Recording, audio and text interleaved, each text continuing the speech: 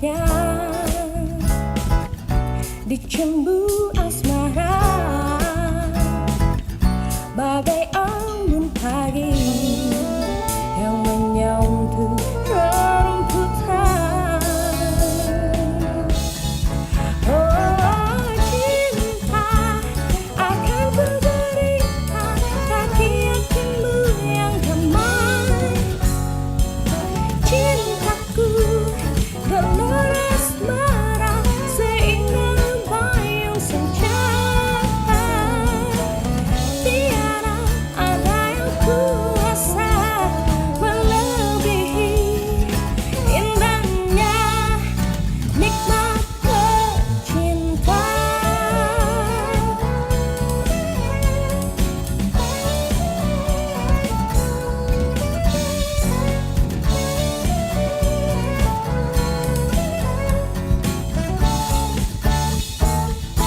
Kan ku jalin lagu bingkisan kalbuku, bagai insan dunia yang mengagungkan cinta. Betapa nikmatnya dicembu asmara, bagai embun pagi yang menyentuh rerumputan. Oh cinta, akan ku berikan bagi hatimu yang damai. Cintaku gelora asmara, seindah bayung senja. Tiada ada yang kuasa melebihi indahnya nikmat bercinta.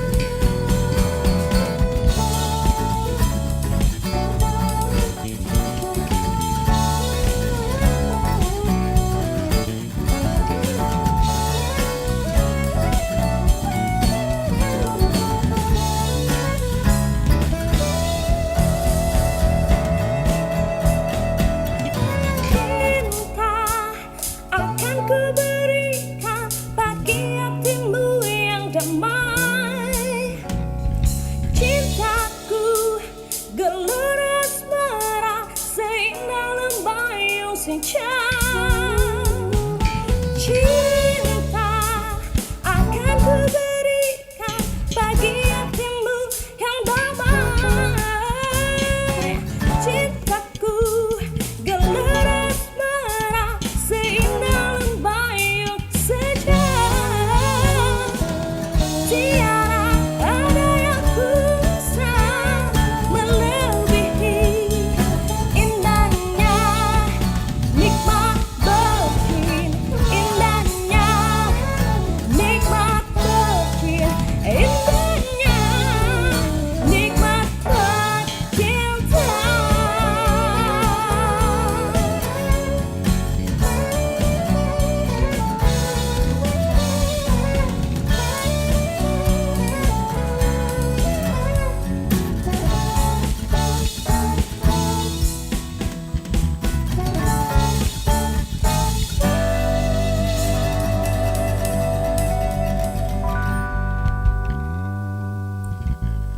Profesional muda BUMN bisa apa?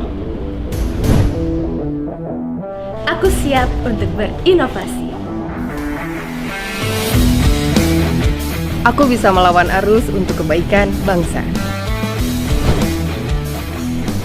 Aku bisa membuat perubahan. Aku bisa bekerja dengan jujur dan independen. Aku bisa memajukan bangsa dengan kreativitas. Kini saatnya profesional muda BUMN dan Indonesia mempunyai wadah untuk mengasah dan bertukar pikiran agar lebih kreatif, inovatif, dan solutif.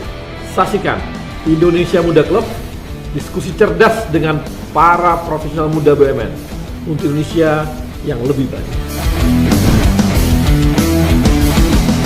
Selamat datang profesional muda BUMN, saya Arya Sinulinga. Selamat datang juga di episode yang ketiga dari Indonesia Muda Club.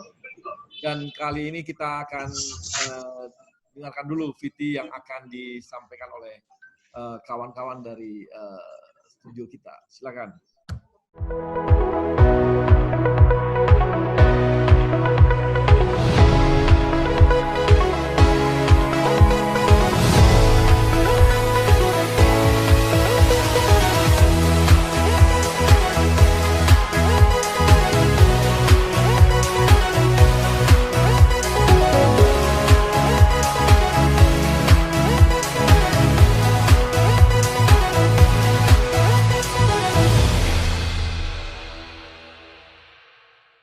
Indonesia Muda Club adalah ajang komunikasi solutif dari profesional muda di BUMN di Indonesia, dan sekarang juga kita kembangkan untuk mencari profesional muda yang ada di luar BUMN, dari teman-teman kita yang swasta, yang memang di corporate-corporate yang memang maju juga, yang banyak memberikan kontribusi untuk Indonesia dan dunia juga.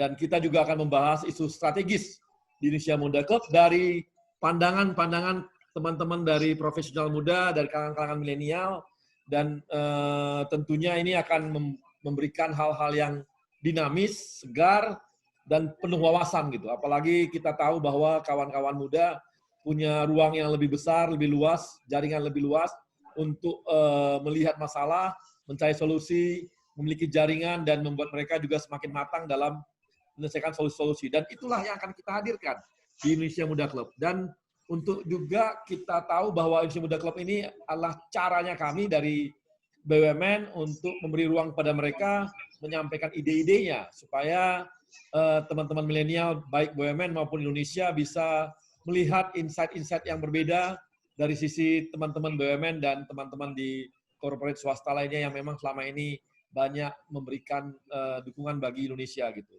Dan untuk itu kita akan dengarkan lagi ini lucu-lucuan dari teman-teman di Indonesia Muda Club.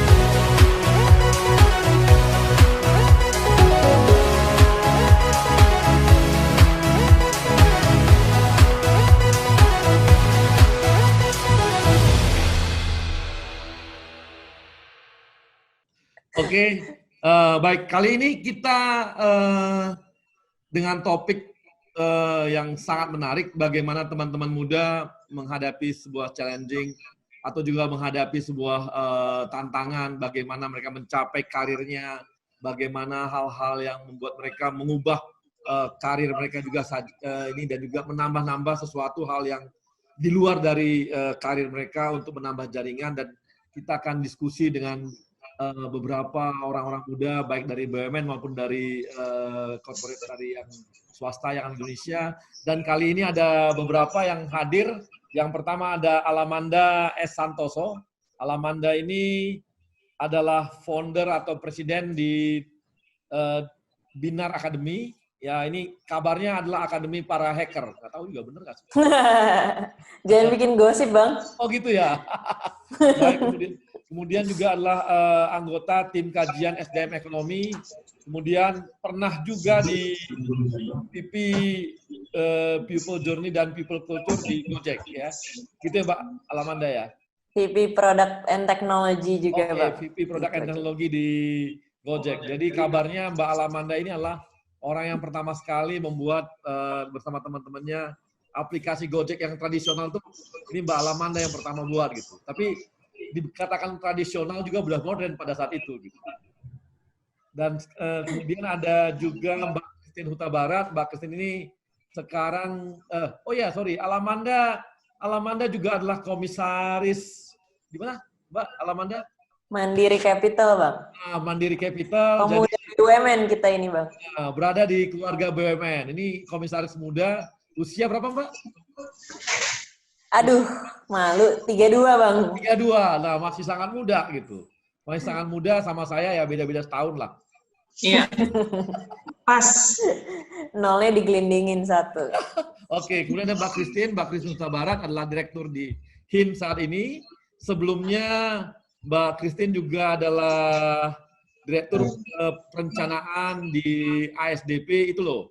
Kapal-kapal kalau Anda berangkat dari Merak ke Bekahuni punya. Atau kalau Anda ke Labuan Bajo itu punyanya ASDP. Kalau yang di Bali juga ya, Pak ya? Iya, dari Bali ke Lombok itu punya kita juga. Punya SDP juga. Punya SDP juga. Iya. Ini karena rasa kepemilikan sangat tinggi sehingga merasa Belum bisa move on itu biasanya, Bang. Ya. Kemudian kita juga ditemenin dengan Tantra Maulana. Tantra Maulana adalah GM. Kabarnya Tantra ini sekarang posisinya adalah VP ya, senior VP di program manajemen Krakatau Steel ya. Benar, Bang Arya. Di bawah pengembangan usaha. Oh, pengembangan usaha. Ini Tantra ini kabarnya kalau Pak Silmi, Pak Dirutnya mau bikin apapun, biasanya Tantra yang nyiapin kabarnya. Jadi behind the gun. Wow, ini behind the gun-nya Pak Silmi ini jangan-jangan Tantra ini kan gitu ya. Jadi banyak support dari teman-teman juga. Oh ya, banyak. Ini gaya takut dilihat Pak Silmi. Ini apa nih Tantra ini belagu amat. Oke, ini Tantra juga dia dulu di ITB dari sipil ya? Ya, Bang, benar. Oh ya, dia junior saya juga pernah, tapi belum pernah saya pukulin, belum. Dulu dia di sipil biasanya dipukul-pukulin, nggak pernah dipukul. Kemudian, nah ini ada tamu kita juga dari corporate swasta ya. Ada Vero Veriska. Vero ini adalah dari, sekarang ini posisinya adalah Worldwide Senior Program di Microsoft. Ya, Vero. Iya, Bang. Nah, dan dia juga adalah Presiden IDN Next Leader Foundation. Ini adalah satu lembaga yang mencari dan membuat kolaborasi buat jaringan anak-anak muda yang diharapkan menjadi next leader-nya Indonesia ke depan.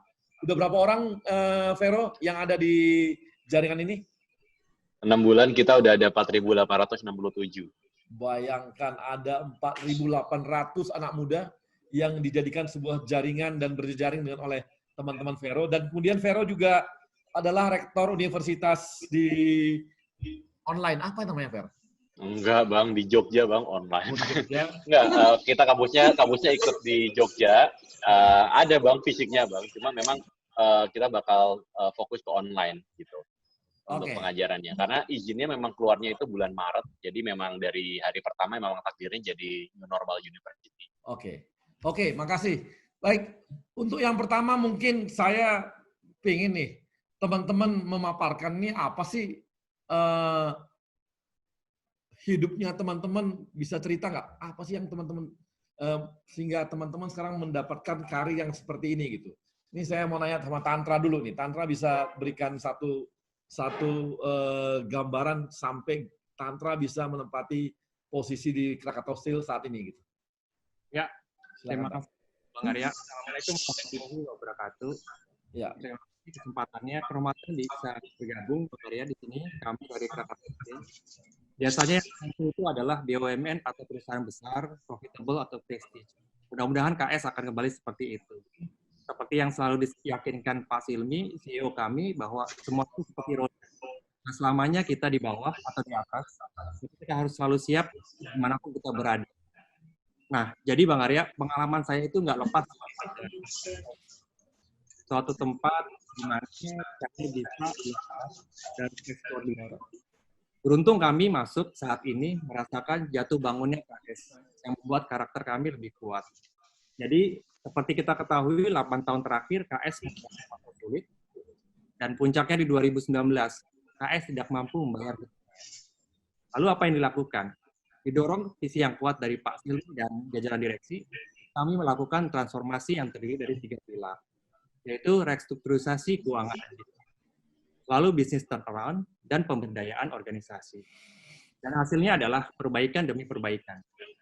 Kami mampu melakukan apa yang sebelumnya kami bayangkan tidak pernah kami bayangkan untuk kami capai. Salah satunya adalah pencapaian produksi di 2019 di tengah cost-cutting di segala lini. Alhamdulillah bisa merasakan sedikit pencapaian kinerja positif di kuartal pertama 2020 ini. Jadi kembali ke topik hari ini, KS bagi saya adalah sekolah, dan saya mengalami perjalanan belajar yang sangat berharga. Masuk di 2008 sebagai awalnya saya mengalami office benar-benar nggak seperti apa yang saya bayangkan, merasa undervalue dan banyak menemui ketidakidealan yang saya temukan.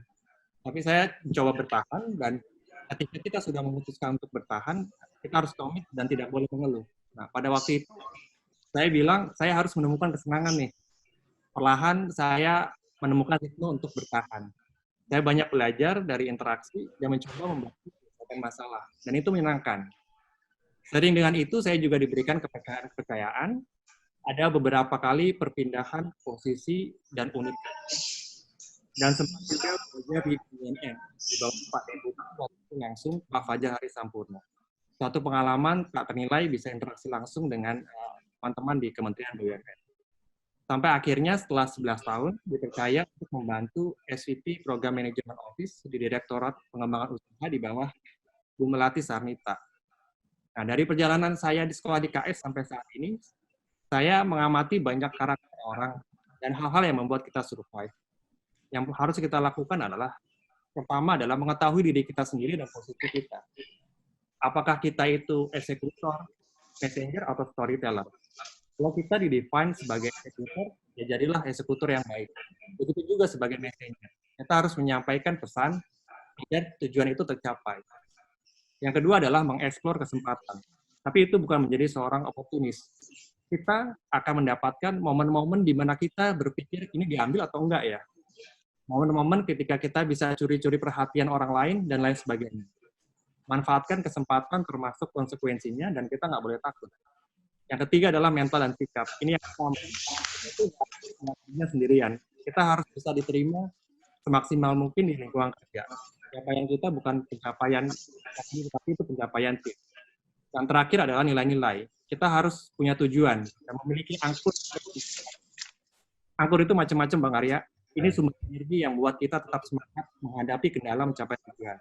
Angkur itu bisa pekerjaan itu sendiri dengan segala tantangannya, atau organisasi yang tumbuh, lingkungan yang nyaman, gaji yang memadai, keluarga, dan sebagainya. Lalu ada sifat-sifat baik yang secara teoritis bisa membuat hidup kita lebih mudah dalam perjalanan karir. Nah, di sini saya tidak memiliki semua, tapi berusaha mendapatkan sedikit hal-hal baik itu. Jadi saya pelajari di Krakatau Steel. Beberapa sifat penting diantaranya adalah adaptif, teamwork, dapat dipercaya, dan endurance yang harus terakhir. Yang terakhir adalah ikhlas dan tetap menginjak bumi. Nggak semua yang kita lakukan diterimai dan disukai orang. Dan tantangannya adalah bagaimana semua orang dapat bekerja sama dengan kita. Mungkin itu sedikit sharing dari saya, Bang Arya. Terima kasih, Bang. Oke, thank you Tantra. Terima kasih sharingnya. Ini sangat menarik ya. Bagaimana Tantra dari seorang civil engineering menjadi seorang ini ya, yang bisa pengembangan bisnis di Krakatau Steel, dan memang pengembangan dirinya sebagai eksekutor, sebagai pemberi pesan juga sangat kuat gitu ya. Kemudian juga masalah mental, attitude juga jadi satu hal yang sangat penting, dan tentunya punya value.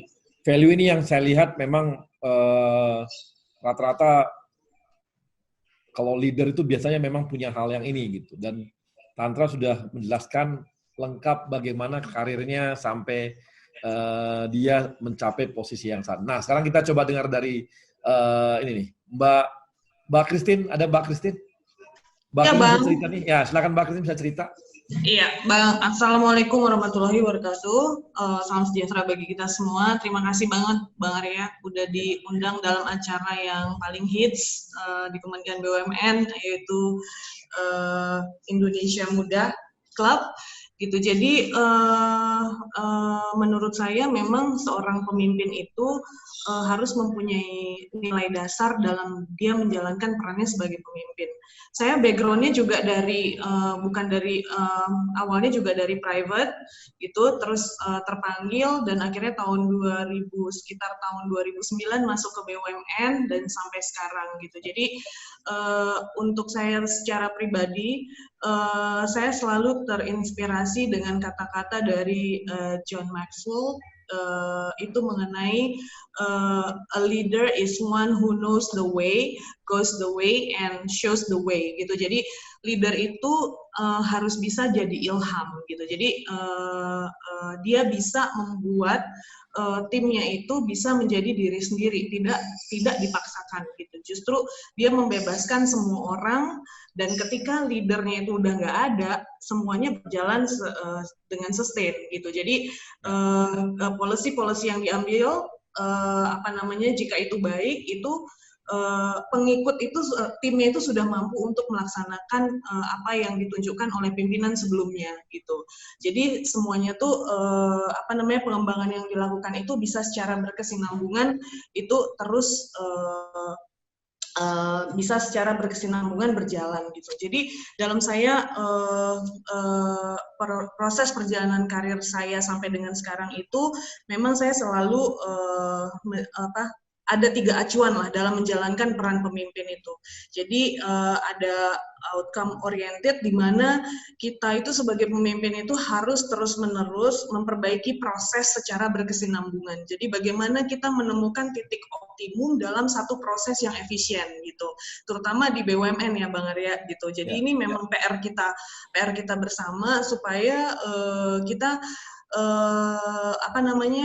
bisa menjalankan proses bisnis itu secara efisien. Dan COVID itu pandemi ini itu membuat kita belajar tentang hal ini gitu. Lalu relationship establishment itu bagaimana kita membentuk hubungan dengan stakeholders. Again, kita nggak bisa jalan sendiri-sendiri kemanapun, dan komunikasi itu adalah hal yang penting sekali gitu. Lalu juga bagaimana kita people focus itu komitmen kita untuk mengembangkan terus mutu atau kualitas SDM kita, di mana ini juga menjadi program Pak Presiden untuk menciptakan SDM yang unggul. Lalu dalam menjalankan acuan ini, yang tadi saya sampaikan mengenai outcome oriented ini, ada achievement orientation, ada continuous learning, di mana semuanya ini tuh sebenarnya bagaimana kita mencapai sasaran yang diperlukan, kerja keras, cerdas, dan berkomitmen agar semua individu itu dapat mencapai tujuan. Jadi mampu membuat rencana pengembangan diri dan menentukan skala prioritas apa sih yang dikerjakan duluan gitu. Continuous learning juga kita bicara mengenai inovasi. Jadi kalau misalnya ada yang muda-muda millennials, biasanya mereka ideasnya itu fresh gitu. Jadi gimana kita selalu berinovasi, menentang asumsi lama, lalu menemukan cara-cara baru yang unik supaya proses bisnis kita dapat berjalan lebih update lagi. Lalu kita terbuka mencari umpan balik selalu, dan terus berproses untuk menyesuaikan diri gitu. Lalu juga ada di relationship establishment ini, tentunya ini stakeholders management, communication, yang karena background saya juga di ASDP Indonesia Fair itu saya sempat menjadi corporate secretary selama 7 tahun Bang. Jadi communication, relationship establishment ini memang menjadi hal yang sangat penting, apalagi seperti pandemi seperti sekarang ini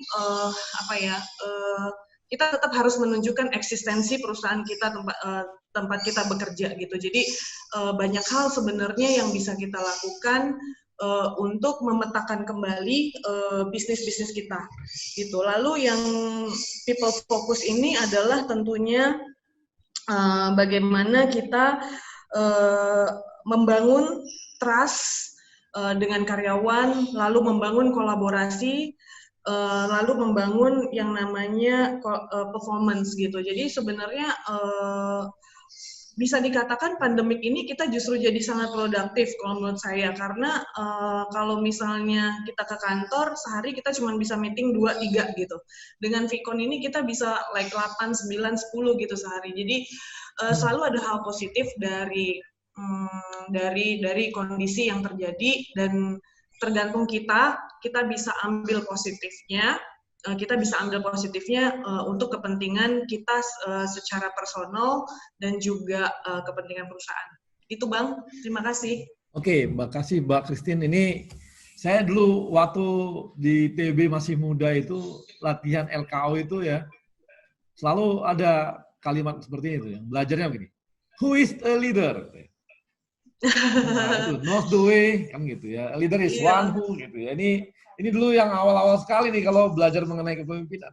Knows the way, goes the way, and shows the way gitu. Artinya iya, itu keren banget sih Bang, keren banget karena karena masalahnya itu adalah ketika leadernya udah pergi, biasanya nggak jalan lagi gitu. Tapi kalau misalnya kita ikutin itu, ketika leadernya siapapun dan dia udah pergi pun itu tetap jalan gitu. Ya, makasih Mbak. Oke Mbak, nah sekarang kita masuk ke Vero nih. Nah, ayo Ver, gimana nih sampai karir yang sekarang ini kira-kira apa yang Vero alami gitu dan bisa cerita-ceritakan untuk teman-teman profesional muda di BUMN nih. Oke, tadinya gue nyiapin slide juga sih Bang, cuma karena suruh cerita, akhirnya gue tadi WhatsApp, nggak usah pakai slide lah, kita cerita aja. Jadi mungkin kalau aku reflect mungkin ya Bang ya, ada 4 kali ya. Pertama adalah find your why, alasan kenapa kita ngelakuin apa yang kita lakuin itu apa. Jadi gue kasih background dulu. Gue tuh lahir di Pekalongan. Bokap gue meninggal waktu gue umur 1 tahun. Nyokap gue gedein gue sendirian. Dan kalau pagi dia kerja di pabrik, ya kan, di pabrik palekat, tenun, sarung itu. Kalau malam dia jahit, jual-jual apalah kayak gitu. Nah dari situ gue benar-benar ngeliat kayak, gue yang yang gue inget itu adalah gue nanya ke nyokap gue, Mah, aku bisa bantu apa kayak gitu. Terus satu hal yang gue bilang, udah kamu gak usah bantu, kamu sekolah aja yang pintar kayak gitu. Biar hidupnya kita enak. Oh ya udah. Cuma itu doang kata-kata itu yang gue ingat seumur hidup gue. Oke. Jadi my why itu adalah ngebahagiain nyokap gue kayak gitu. Jadi memang kenapa gue pingin sekolah yang tinggi sampai S2 segala macam, karena gue pingin selama nyokap gue hidup, gue pingin dia ngelihat gue kayak bangga gitu. Jadi karena kalau kita di Muslim Bang, doa orang tua terutama ibu itu tuh bertahan paling lama, dan jalan kita tuh gak bakal gampang kalau misalnya yang doa itu ibu gitu. Dan gue ngerasa sendiri sih bahwa apa yang terjadi dalam hidup gue itu alhamdulillah gampang, karena kenapa sih? Menurut gue sih karena nyokap gue doa buat gue terus insya Allah tiap hari kayak gitu. Mungkin itu satu. Yang kedua adalah gue tuh dulu S1 di UGM itu gue ambil elektro tapi konsentrasinya IT ya, jadi programming gitu. Jadi gue memang udah belajar programming sebenarnya dari kelas 2 SMP, memang gue suka komputer gitu. Nah, terus tapi waktu lulus S1, gue ditawarin masuk Microsoft waktu itu, Microsoft Indonesia. Role-nya adalah marketing, Bang, marketing manager gitu. Nah, gue kan bukan orang marketing ya, S1 gue kan komputer gitu.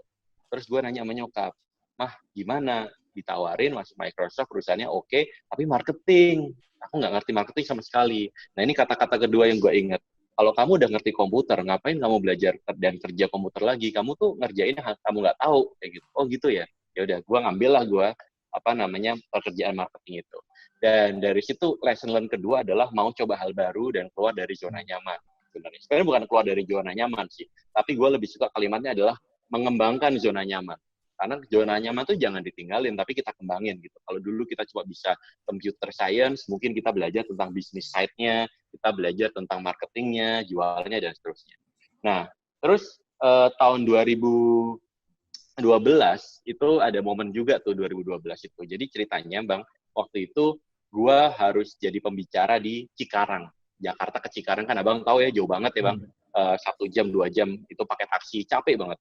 Pulang-pulang dari Cikarang itu gue udah jam 8 apa setengah 8 masih Jakarta. Gue ditelepon sama salah satu director di Microsoft, ceritanya dia mau closing salah satu deal. Terus closing salah satu deal terkendala percakapan tentang teknologi kayak gitu. Dan memang waktu itu yang ngerti tentang produk itu cuma gue. Sebenarnya gue nggak ada urusannya sama produknya dia, nggak ada urusannya sama sales itu. Kalau dia salesnya close pun gue nggak dapat komisi juga anyway. Tapi gue ngeliat jam, aduh udah capek, 7:30. Tapi di mana Pak meetingnya? Oh di Plaza Senayan, Fer. Terus posisi gue waktu itu di Semanggi. Oh yaudah Pak, gue meluncur ke sana. Jam 8, 8:30 gue nyampe Plaza Senayan. Terus gue present segala macam di restoran gitu. Terus selang 2 minggu gue baru dengar bahwa oh deal-nya close. And it's a big deal sales waktu itu. Nah, yang menarik adalah selang 1 bulan apa 2 bulan gitu, si director yang sama itu datengin gue. Fer, gue punya temen di Singapura, regional director. Dia lagi nyari technical sales, dan dia udah interview orang dari Bangkok, dari Filipina segala macem, belum ada yang nyantol. Lu mau nggak gue rekomendasiin untuk untuk posisi ini? Oh boleh Pak, kayak gitu. Direkomendasi lah gue, interview, 2 kali interview, alhamdulillah masuk Bang, kayak gitu. Itu 2012, berarti gue 2 tahun kerja di Microsoft Indonesia, alhamdulillah gue bisa promote ke Asia Pasifik. Rata-rata orang butuh 7 tahun sampai 10 tahun. Nah, lesson learn yang kedua di dalam hidup gue adalah kita harus bantu orang. Kita harus bantu orang dengan apa yang kita punya, kayak gitu. Meskipun itu nggak nguntungin kita, doesn't matter, pokoknya bantu aja. Karena hidup ini tuh nggak berjalan sesuai kontrol kita kan. Kita tuh tugasnya cuma nanam karma baik, biarin aja itu balik ke kita dari arah yang kita nggak duga, kayak gitu. Jadi itu lesson learn kedua. Terus juga gue fast forward mungkin sekitar tahun 2019 gitu ya. Oh ya by the way, untuk yang masalah bantu orang itu juga kalau gue pikir-pikir ya, gue bisa promote ke Asia Pasifik 2 tahun itu karena gue bantu si director itu. Terus gue bisa pindah ke IBM, nge-lead Southeast Asia juga dibantu rekomendasi salah satu orang yang pernah gue bantu, gue inget-inget lagi. Ternyata waktu gue promosi sekarang di posisi worldwide, itu juga ternyata karena gue pernah bantu salah satu orang juga, akhirnya dia rekomend gue. Jadi karir gue itu Bang, kalau gue lihat, kalau kita bicara orang pinter ya, di Microsoft tuh banyak yang lebih pinter dari gue. Banyak banget. Dan ini isinya orang pinter semua. Tetapi, kenapa sih kalau gue pikir-pikir, kalau gue tanya, kenapa sih kok gue bisa di posisi ini? Satu hal karena ya karma aja sih sebenarnya, karma baik yang insya Allah gue tanam di masa lalu, kayak gitu. Jadi, bantu orang itu penting banget. Dan yang terakhir adalah menurut gue sih, mau dengerin ya. Mau dengerin. Dalam arti gini, ini adalah lesson learn yang gue pelajari banget ketika tahun 2019, bulan Maret sampai bulan Oktober 2019, gue tuh ikut Pak Bambang Brojo. Bambang Brojo itu waktu itu Menteri masih Bappenas, Bang. Nah, gue ikut beliau. Awalnya sih cuma nulisin ini doang, Bang. Nulisin speech. Jadi, pidato-pidato dia, beberapa gue yang nulis, kayak gitu. Karena memang gue suka nulis, kan. Dan dia pingin, Fer, kata-katanya tolong dibikin yang menyentuh dong. Oh, yaudahlah. Gue kan suka yang kata-kata kayak gitu. Nah, gue bantuin dia. Terus, dalam kesempatan itu, akhirnya gue harus sering ikut beliau gitu kan, kemana gue ikut dia kayak gitu.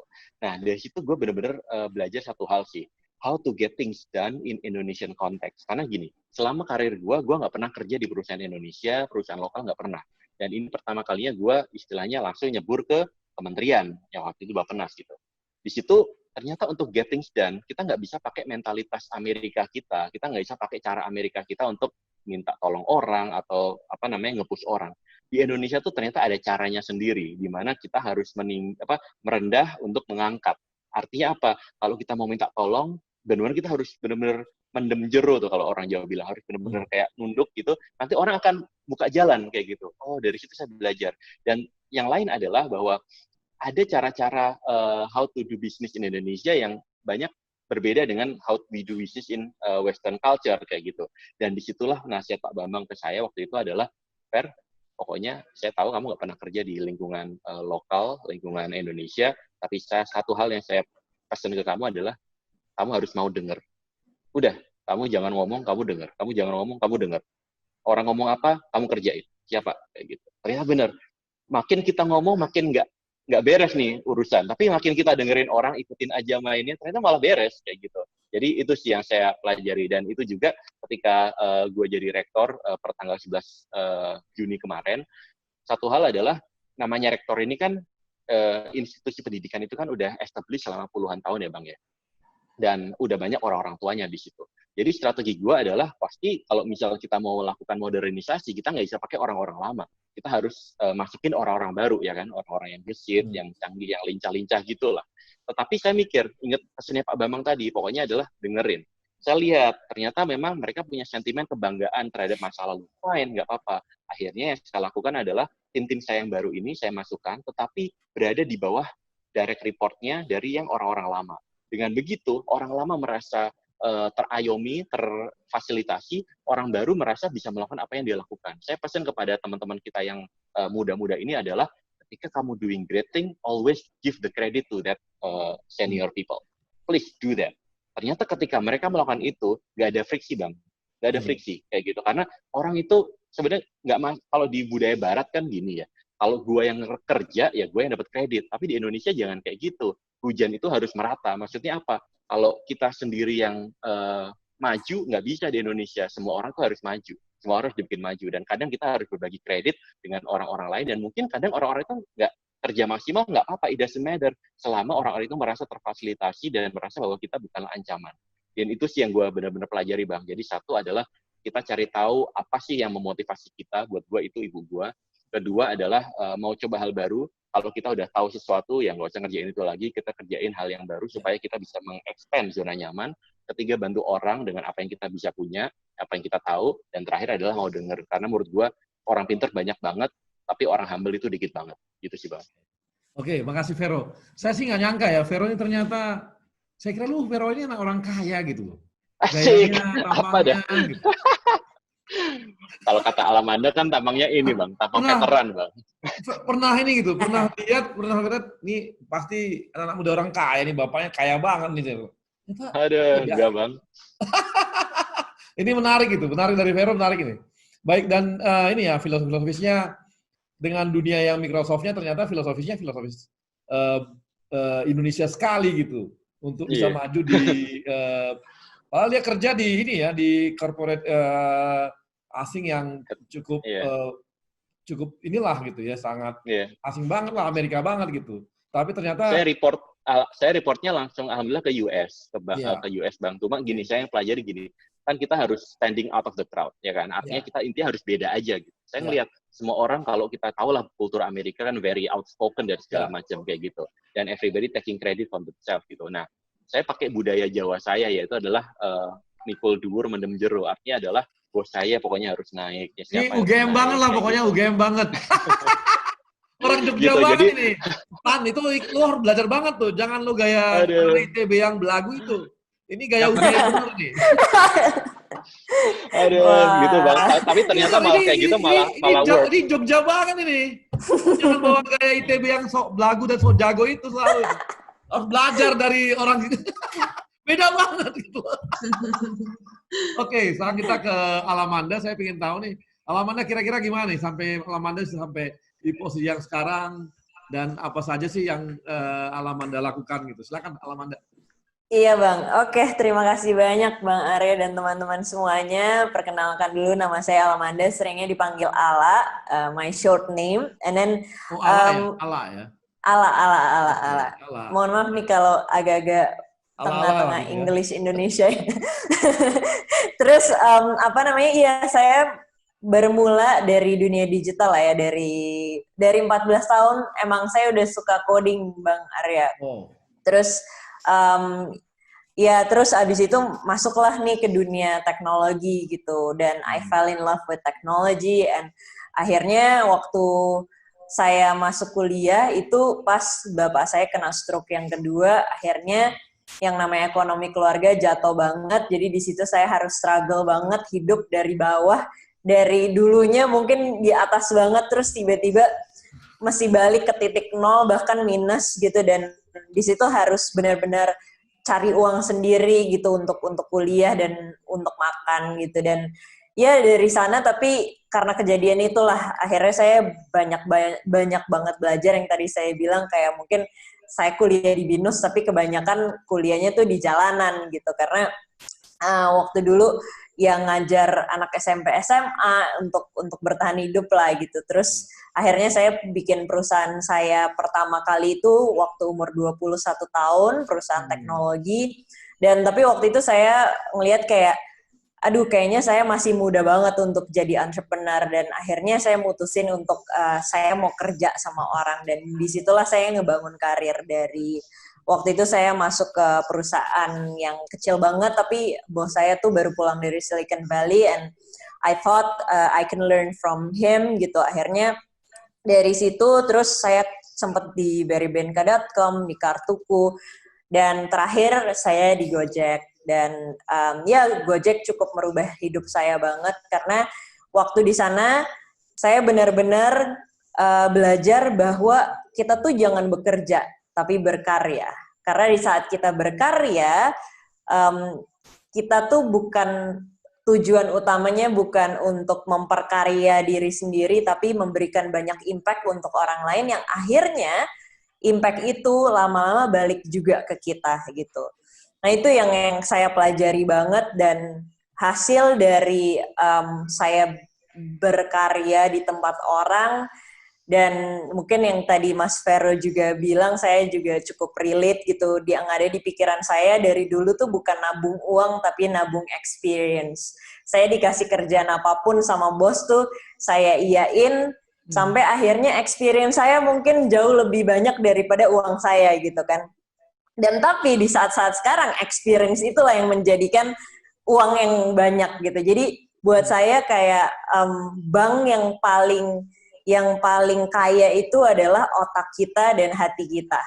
Bank itulah yang bisa mengenerate uang sangat banyak sebenarnya. Jadi tabung experience, tabung ilmu, dan tabung ilmu juga untuk hati kita gitu. Itu mungkin sedikit ya dari perjalanan hidup saya. Dan sejak keluar dari Gojek, saya ngebangun sekolah namanya Binar Academy. Jadi ini adalah platform untuk teman-teman yang ingin masuk ke dunia digital. Dan sebagai educator, saya percaya bahwa responsibility kita bukan cuma untuk memintarkan anak-anak kita, tapi juga bagaimana benar-benar improving their life by connecting graduates kita itu ke dunia kerja gitu. Jadi kita bukan cuma nyekolahin mereka, tapi saat mereka lulus kita connect sama partner-partner kita yang membutuhkan digital talent. Jadi bos itu tuh nggak jauh banget gitu untuk digapai. Jadi Allah harus sering gaul-gaul ke kementerian loh. Bosnya gitu ya. Bosnya kami itu orangnya sangat bonding sama kami. Ya? Nah itu dia, itu paling penting. Jadi bonding itu karena itu kan yang ngebangun ya. Karena kadang-kadang yang saya pelajari adalah sebagai leader ya, kadang-kadang seseorang itu tidak perform bukan cuman karena dia nggak bisa, tapi mungkin di rumahnya lagi ada masalah. Jadi saya dulu setiap hari Rabu kita punya namanya Umi Session, dulu saya dipanggilnya Umi di Gojek. Itu ceritanya benar-benar ngobrol tentang pacarnya mereka, percintaan, atau orang tua gitu, supaya kita saling tahu gitu kan, kayak oh teman kita tuh lagi ada masalah apa. Nah ini bonding ini yang kebanyakannya soalnya serius-serius terus gitu Bang Arya gitu.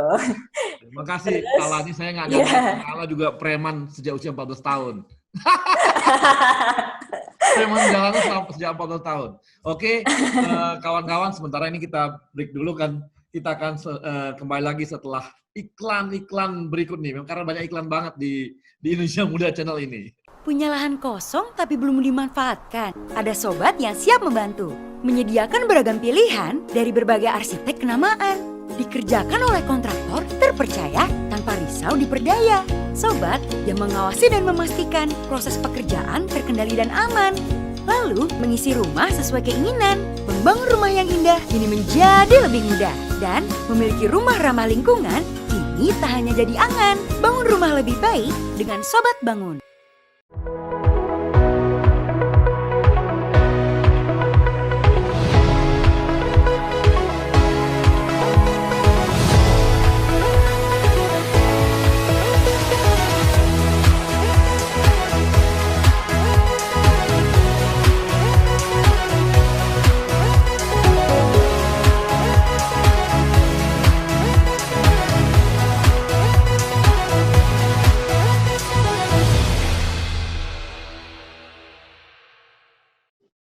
Baik, kawan-kawan profesional muda BUMN, kita akan kembali lagi di Indonesia Muda Club, dan kita kembali ke teman-teman kita yang ada di sini, 4 narasumber yang sangat menarik.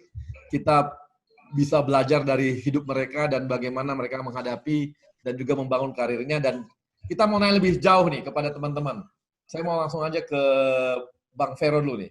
Bang Vero ini, apakah Bang Vero sudah merasa bahwa karir yang sekarang ini adalah karirnya Bang Vero?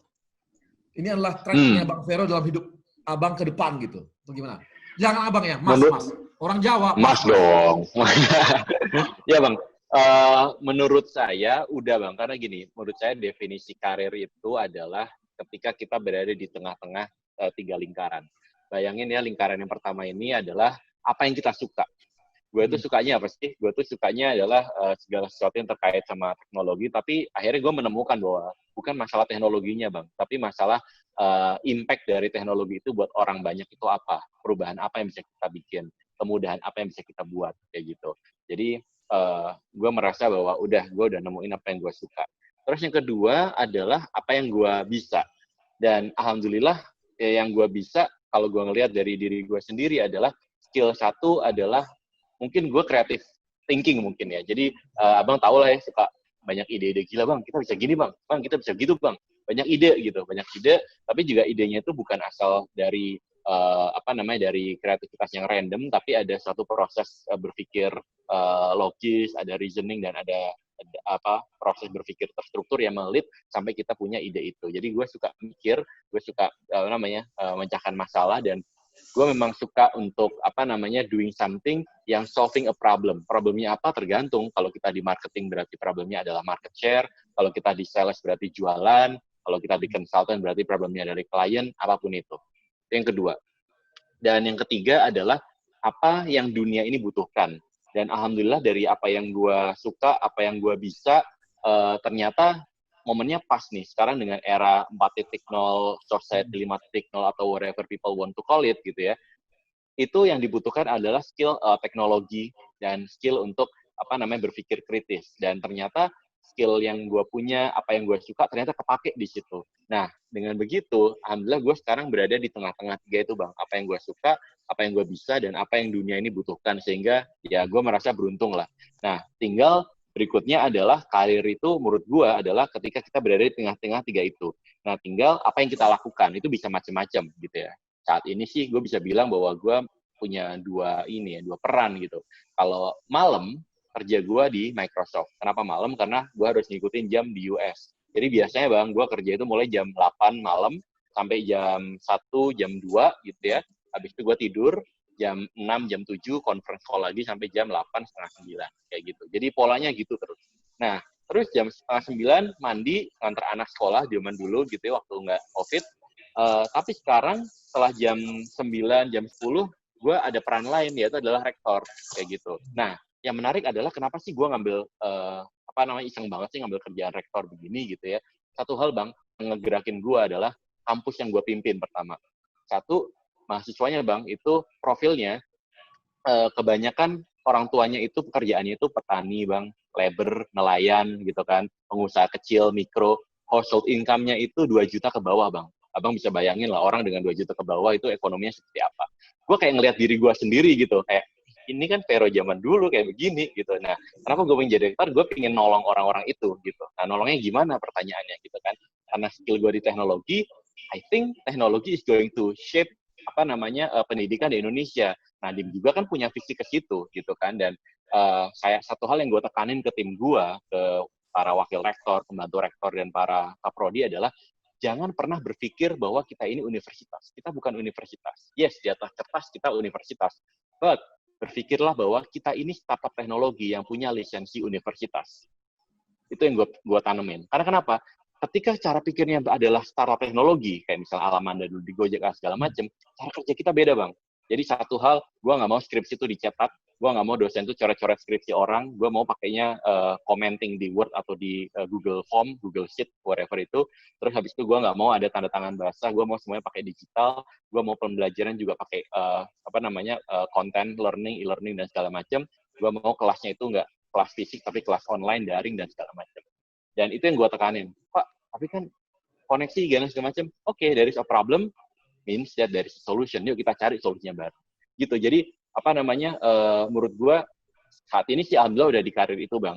Tapi implementasinya adalah di Microsoft untuk hobi gue di teknologi. Tapi di kampus ini sebagai rektor untuk istilahnya ngebantuin orang-orang yang seperti gue zaman dulu itu. Gitu. Nah, kapan tuh waktunya? Kapan timingnya ketika Vero melihat bahwa memang ini karir gua gitu loh. Kapan, Bre? That's a good bukan question waktu sih. ya. Bukan waktu, tapi adalah ketika tahu bahwa ini memang saatnya, ini adalah karir gua gitu.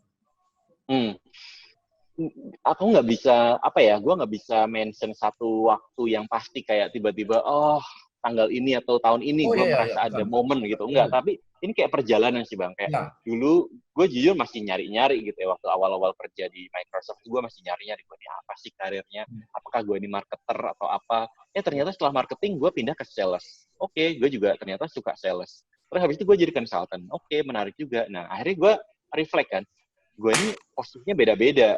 Harusnya kan kalau kita bicara karir, namanya marketing manager, habis itu marketing director, CMO, dan seterusnya, gitu kan, VP marketing, dan seterusnya. Tapi enggak, gue pindah-pindah. Artinya, memang karir buat gue itu adalah mengexpand zona nyaman, kayak gitu. Dan akhirnya mungkin gue menemukan ini, mungkin baru-baru aja sih Bang, kayak kesimpulan itu, bahwa it's okay untuk pindah-pindah posisi, pindah-pindah role, pindah-pindah peran, tapi yang penting selama gue berada di tengah-tengah 3 lingkaran itu, I'm fine with that. Oke, makasih Vero. Nah, ini Mbak Christine kan dulu kalau jalan karirnya di marketing, kemudian pernah jadi Korsek, kemudian di direktur bagian pengembangan bisnis, gitu ya. Saat ini juga begitu. Nah ini, apakah memang kan ini marketing Korsek ini, nah ini gimana nih, Mbak Christine? Apakah atau memang Arya akan pindah lagi jalurnya nih? Jadi direktur apa gitu enggak? Oke Bang, iya betul Bang. Jadi dalam perjalanan karir saya itu dulu pertama-tama itu manajemen trainee di sebuah private company, itu memang di otomotif, itu di sales and marketing gitu. Lalu setelah itu masuk ke perkebunan sawit pernah, lalu pernah di properti juga, sempat di bank juga gitu. Di properti cukup lama, lalu masuk ke transport. Masuk BUMN itu transport, itu ASDP, itu jadi business development dulu Bang. Business development dulu, lalu di corporate secretary cukup lama, setelah itu jadi direktur pelayanan. Jadi waktu itu memang pada tahun 2017 itu adalah titik balik lah sebenarnya. Jadi kita tuh benar-benar ingin membuat industri perferian itu menjadi handal dan modern gitu Bang. Jadi memang PR-nya sangat banyak. Bayangin aja industri kapal dan pelabuhan yang sangat keras gitu, dan image-nya keras terus nggak aman gitu ya Bang.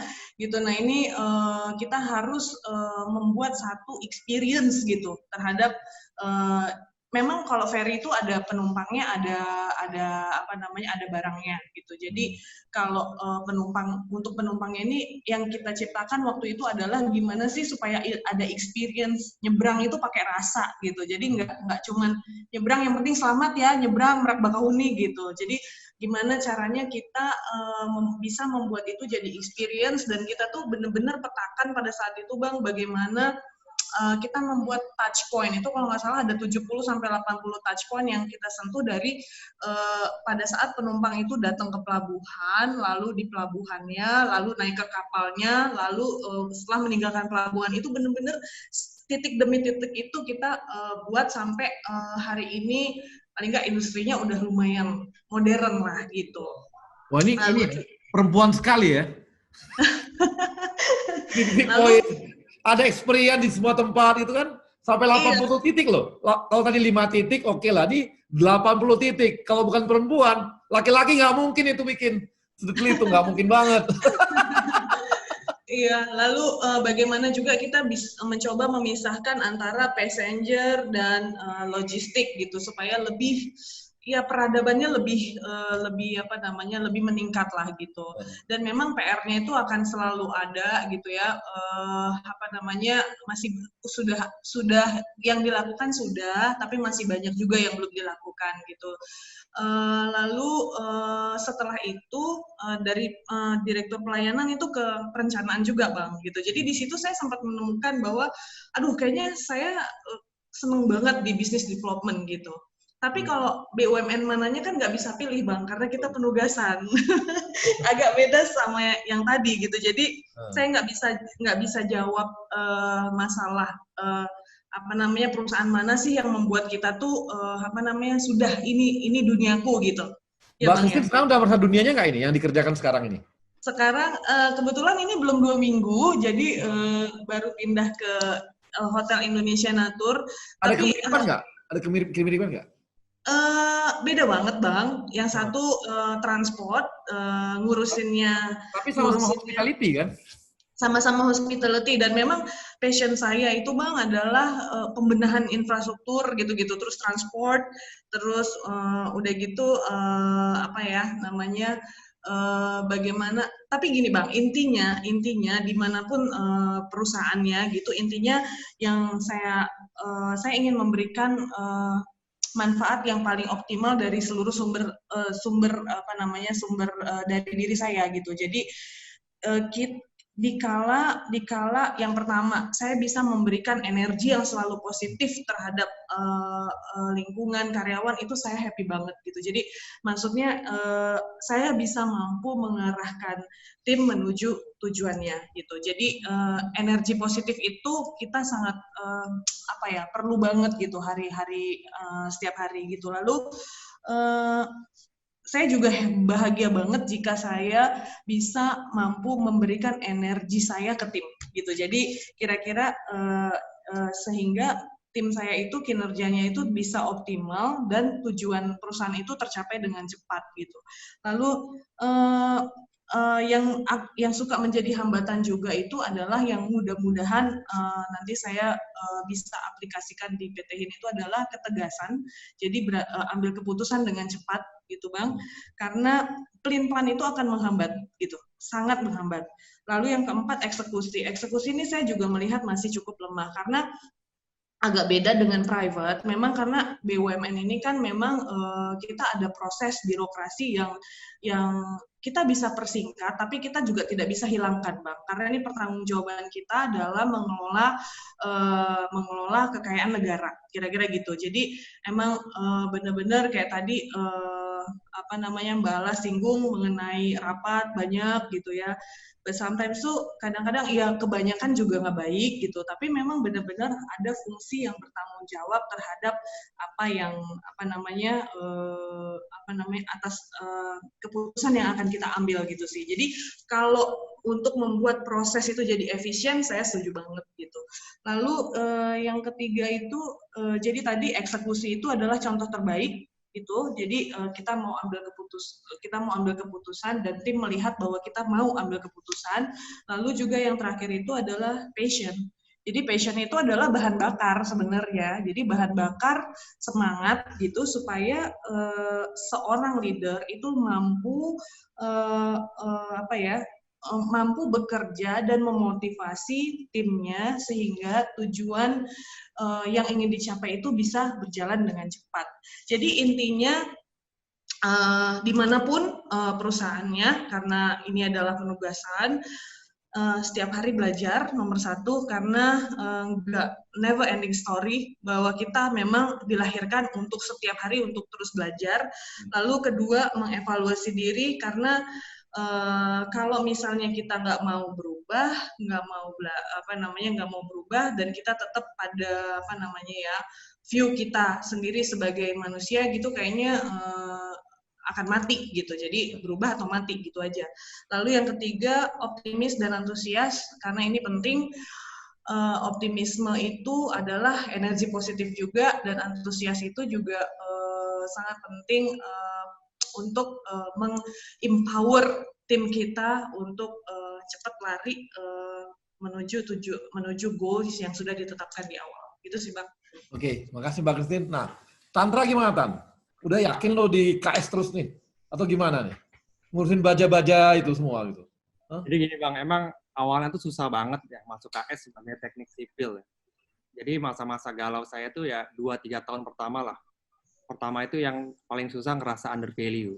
Itu yang saya rasakan. Tapi terus abis itu saya coba nemuin ritme nih untuk kerja di KS. Saya harus memutuskan saya itu harus pindah atau tetap. Dan saya udah memutuskan saya komit untuk lanjutkan di KS. Dan saya itu udah ketemu angkurnya. Tadi saya bilang angkurnya atau sumber energi. Nah, kata Bu Christine tadi yang cantik kan bilang itu passion bahasanya, passion atau bahan bakar. Nah, KS Kamu itu banyak. bilang-bilang cantik aja nih. Nggak ada hubungannya ya. Ngajarin kan orang sipil kan harus pandai merayu, Bang. Jadi ya KS itu banyak masalah, Bang. Dan saya tuh orangnya penasaran, pengen rasanya itu bantuin semua orang, dan itu endorfin tersendiri. Nah, lalu turning point saya itu ketika saya memutuskan untuk ngambil sekolah lagi. Saya udah mutusin saya di KS, tapi saya juga mau improve diri saya sendiri. Nah, itu saya sekolah lagi. Pilihannya adalah mau sipil lagi atau coba yang baru. Tapi Bang Vero bilang coba extend dari zona nyaman. Nah, itu benar banget. Saya coba hal-hal baru dari apa yang saya lakukan sebelumnya sebagai teknik sipil. Nah, setelah itu memang saya diadopsi itu. Habis sekolah saya diadopsi oleh rekan kerja untuk pindah unit kerja. Dari yang tadinya eksekutor, yang tadinya mendesain, melakukan perawatan, menjadi seorang messenger dan storyteller. Karena saya pindah ke bagian pengembangan usaha. Dan di situ saya mulai terlibat di proyek-proyek strategis dan banyak berinteraksi dengan banyak orang. Setiap dikasih tugas kecil ataupun besar, saya coba kerjain. Senang itu kalau bisa mengerjakan dan bantuin masalah gitu. Dan saya saat ini sangat terlibat dekat dan bekerja dengan orang-orang yang cerdas, terutama di transformasi Krakatau Steel. Saya banyak belajar dari konsultan. Konsultan IKS saat ini banyak banget, Bang. Mungkin Bang Arya juga tahu. Banyak yang ingin bantuin KS. Hampir semua konsultan top tier itu ada di KS saat ini. Oh, jangan-jangan ini sebagai apa bahan percobaan. Bener, Bang. Semua ini, kalau tantangan tersendiri gitu ya. Iya. Ini persoalannya berat banget. Bisa jadi tesis, bisa jadi apa, jadi nih KSD. Nah, dari situ saya belajar gimana cara mereka evaluasi, kumpulin data. Yang penting itu yang saya pelajari adalah problem solving. Gimana ngebuat sesuatu yang kompleks itu jadi simple.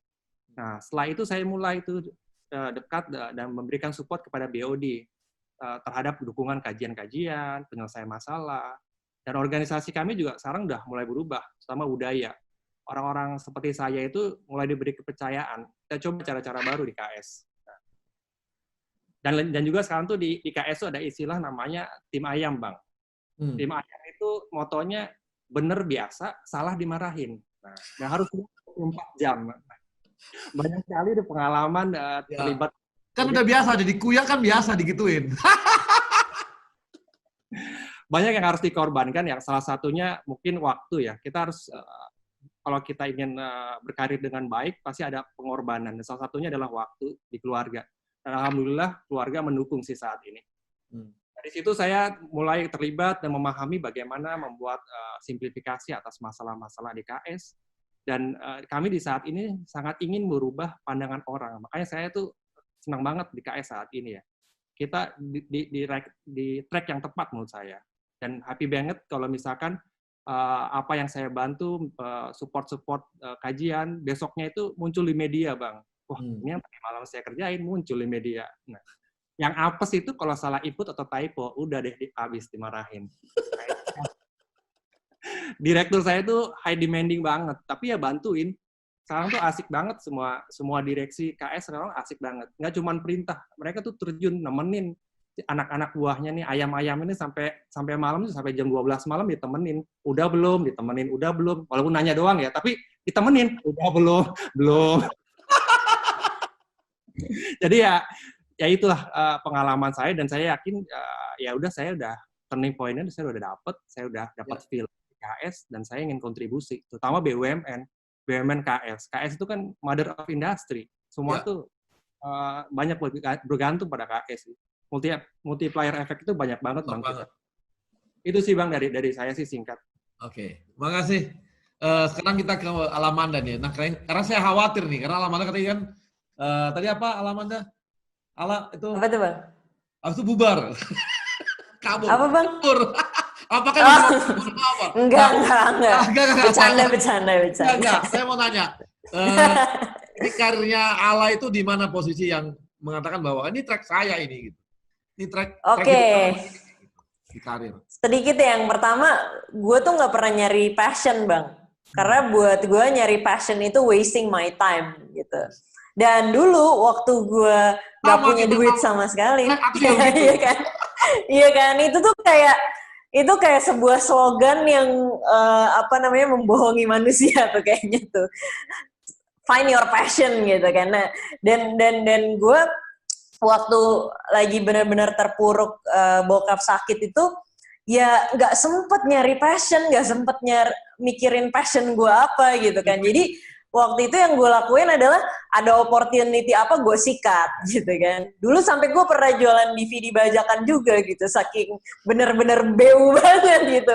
Gue pernah jualan toke juga bang, dulu katanya kalau jualan toke tuh laku 1 M, akhirnya gue tangkap tuh toke, terus gue jual di kaskus 1 M, gak laku-laku tapi ditipu gue.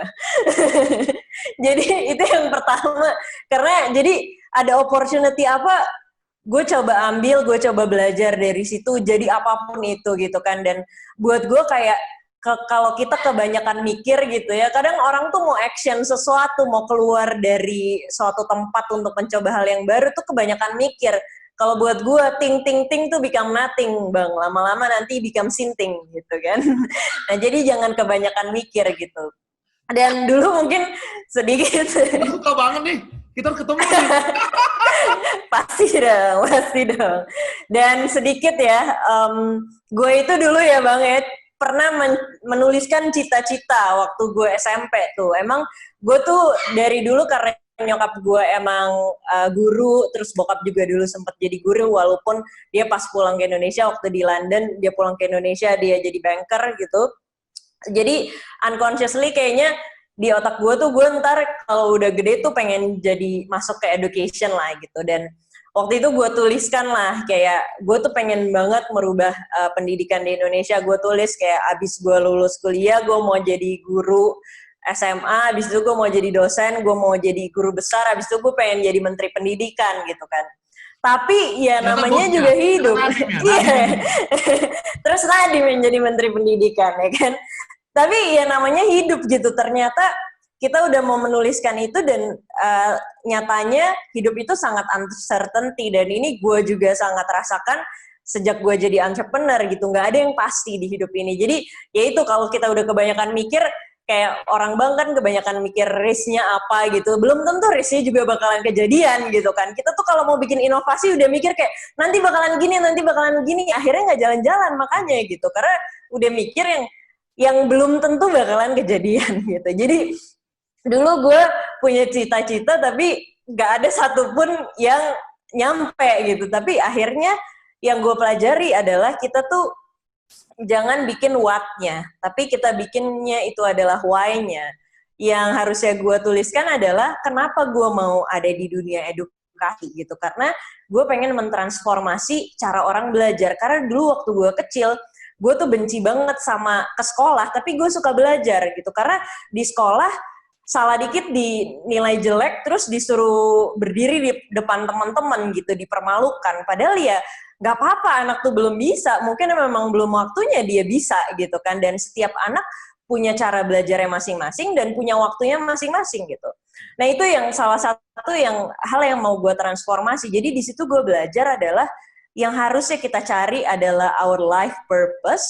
And also saya juga nulis buku judulnya Purpose Living in the Process, karena gue belajar banget bang dari proses hidup gue gitu. Proses hidup gue itulah yang mengantarkan sampai ke detik ini gitu. Dan itu gue tuliskan di buku gue terakhir gitu. Dan ya kayak sekarang gitu contohnya ya, gue di Binar kan kita social impact banget. Kita tuh 3 tahun kita memberikan scholarship kepada 800 anak student kita gitu kan.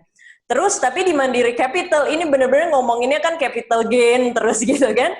Tapi kalau misalnya gue kayak, jadi gue ada di dua dunia yang sangat berbeda banget gitu. Tapi my purpose itu adalah kalau gue di Mandiri Capital juga gue sebenarnya membantu negara ini gitu. Itu kenapa gue pengen masuk ke sini juga gitu. Gue mengiyakan gitu. Karena waktu itu gue menemukan purpose gue itu di saat ya yang tadi gue cerita waktu gue di Gojek gitu, di saat gue ngebikin sebuah karya yang benar-benar digunakan oleh banyak banget orang yang dulunya mereka cuman dapat 1.500.000 satu bulan. Setelah mereka ikut Gojek mereka bisa dapat 6 juta, 8 juta gitu satu bulan gitu. Dan mereka itu sangat berterima kasih banget gitu sama gue, yang sampai sekarang tuh mereka suka main ke rumah gue gitu, bantuin ngepel, nyapu gitu, driver Gojek. Udah gitu kalau lagi Valentine apa gue ulang tahun tuh pada datang ke rumah bawain coklat, karena pada tahu kan gue jomblo Bang. Jadi pada Valentine yang ke rumah gue biasanya driver Gojek. Gitu. Jadi ya apa sih highlightnya adalah knowing your life purpose is the most important thing. Dan bukan cuman kayak kita harus ada di company yang benar-benar kayak di Gojek yang ngasih social impact-nya tuh kelihatan banget, tapi kita bisa benar-benar mengartikan purpose itu kalau kita mau lihat gitu. Kayak yang tadi gue bilang, walaupun di Mandiri Capital kita ngomongin capital gain, tapi kita ini juga lagi membantu negara gitu untuk terus menjadi lebih baik. Dan sebagai gua juga, sebagai diri sendiri juga terus menabung experience buat diri gua gitu. Jadi berikan impact ke orang lain dan juga impact ke diri sendiri, bukan cuman yang dilihat hanya materi aja. Karena kalau kita setiap hari cuman mikir, aduh gua harus hit KPI buat supaya gua dapat bonusnya buat apa? Buat ngebayar utang ke istri gua, utang liburan gitu kan. Nah, life is just like that gitu kan. Tapi kalau misalnya kita punya sesuatu, kita bangun pagi, kita mau mendeliver sebuah impact yang besar, itu udah otomatis badan kita tuh gak usah didorong sama siapapun, kita bisa mendorong diri kita sendiri. Itu sih Bang. Siap, makasih ya Lal. Oke, baik kawan-kawan profesional, kita akan kembali yang setelah satu ini karena seperti biasa sangat banyak iklan-iklan yang mendukung Indonesia Muda Club kali ini. Baik. Berubah itu butuh keberanian.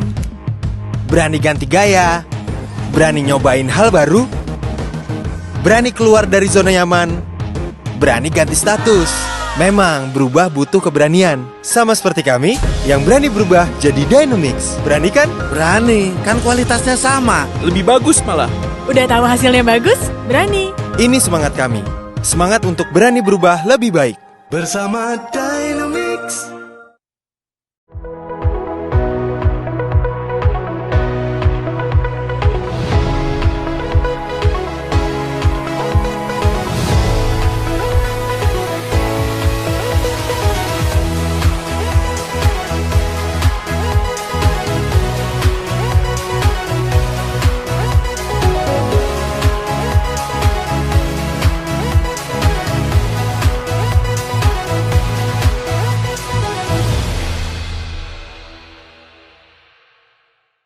Kawan-kawan personal muda BUMN, kita kembali lagi di Indonesia Muda Club dan kita kembali kepada 4 narasumber kita. Tapi sekarang kita akan coba dengarkan ada pertanyaan-pertanyaan dari teman-teman kita. Yang pertama adalah Fajar. Fajar ini masih mahasiswa. Fajar adalah presiden mahasiswanya Universitas Indonesia dan kita sangat senang ya karena memang teman-teman dari mahasiswa juga punya satu link dengan teman-teman dari Indonesia Muda Club sehingga bisa memberikan kontribusi juga, dan kita juga berharap nanti Indonesia Muda Club ini bisa berkontribusi juga terhadap kawan-kawan mahasiswa di seluruh Indonesia. Nah, silakan Fajar kalau ada yang bertanya kepada yang mana gitu. Silakan aja. Oke, selamat sore Abang Mbak sekalian ya. Manggilnya Abang Mbak aja nggak apa-apa ya. Silakan aja. Ya, sebenarnya perkenalkan, nama saya Fajar Adi Nugroho, mahasiswa Fakultas Hukum UI, angkatan 2016, tahun terakhir harusnya. Dan tadi udah disebut kalau saya merupakan Ketua BEM UI 2020. Tadi sebenarnya menarik juga pembicaraannya terkait dengan background masing-masing pembicara berkaitan dengan gimana striving-nya jadi leader dan juga gimana menghadapi keadaan-keadaan yang sulit. Nah, mungkin saya di sini mau coba nanya lebih dalam lagi untuk semua pembicara, sebenarnya in general juga sih, terkait dengan gimana sih tier pengambilan kebijakan dan prioritas pengambilan kebijakan di masa pandemi ini yang mempertimbangkan kesejahteraan pekerja, karyawan, tapi juga di satu sisi juga pastinya nge-uphold gimana supaya business operation-nya itu bisa tetap berjalan dengan lancar kayak gitu. Karena kalau dilihat di pemberitaan kan banyak banget akhirnya perusahaan-perusahaan yang kolaps, perusahaan-perusahaan yang akhirnya nggak bisa nyimbangin dua hal itu gitu di waktu-waktu yang sulit itu. Itu aja paling pertanyaannya dari saya yang mungkin ditujuin ke semua pembicara biar dapat insight-nya juga lebih banyak terkait dengan itu. Terima kasih. Makasih Fajar nih mahasiswa, tapi pertanyaannya berat-berat nih. Sangat berat pertanyaannya nih. Apalagi menanggulangi kondisi corona saat ini untuk bisnis-bisnis kita ya. Kemudian saya lanjutkan ke Vaticano. Vaticano ini adalah karyawan BUMN kita dari PGN, milenial kita. Silakan Vaticano.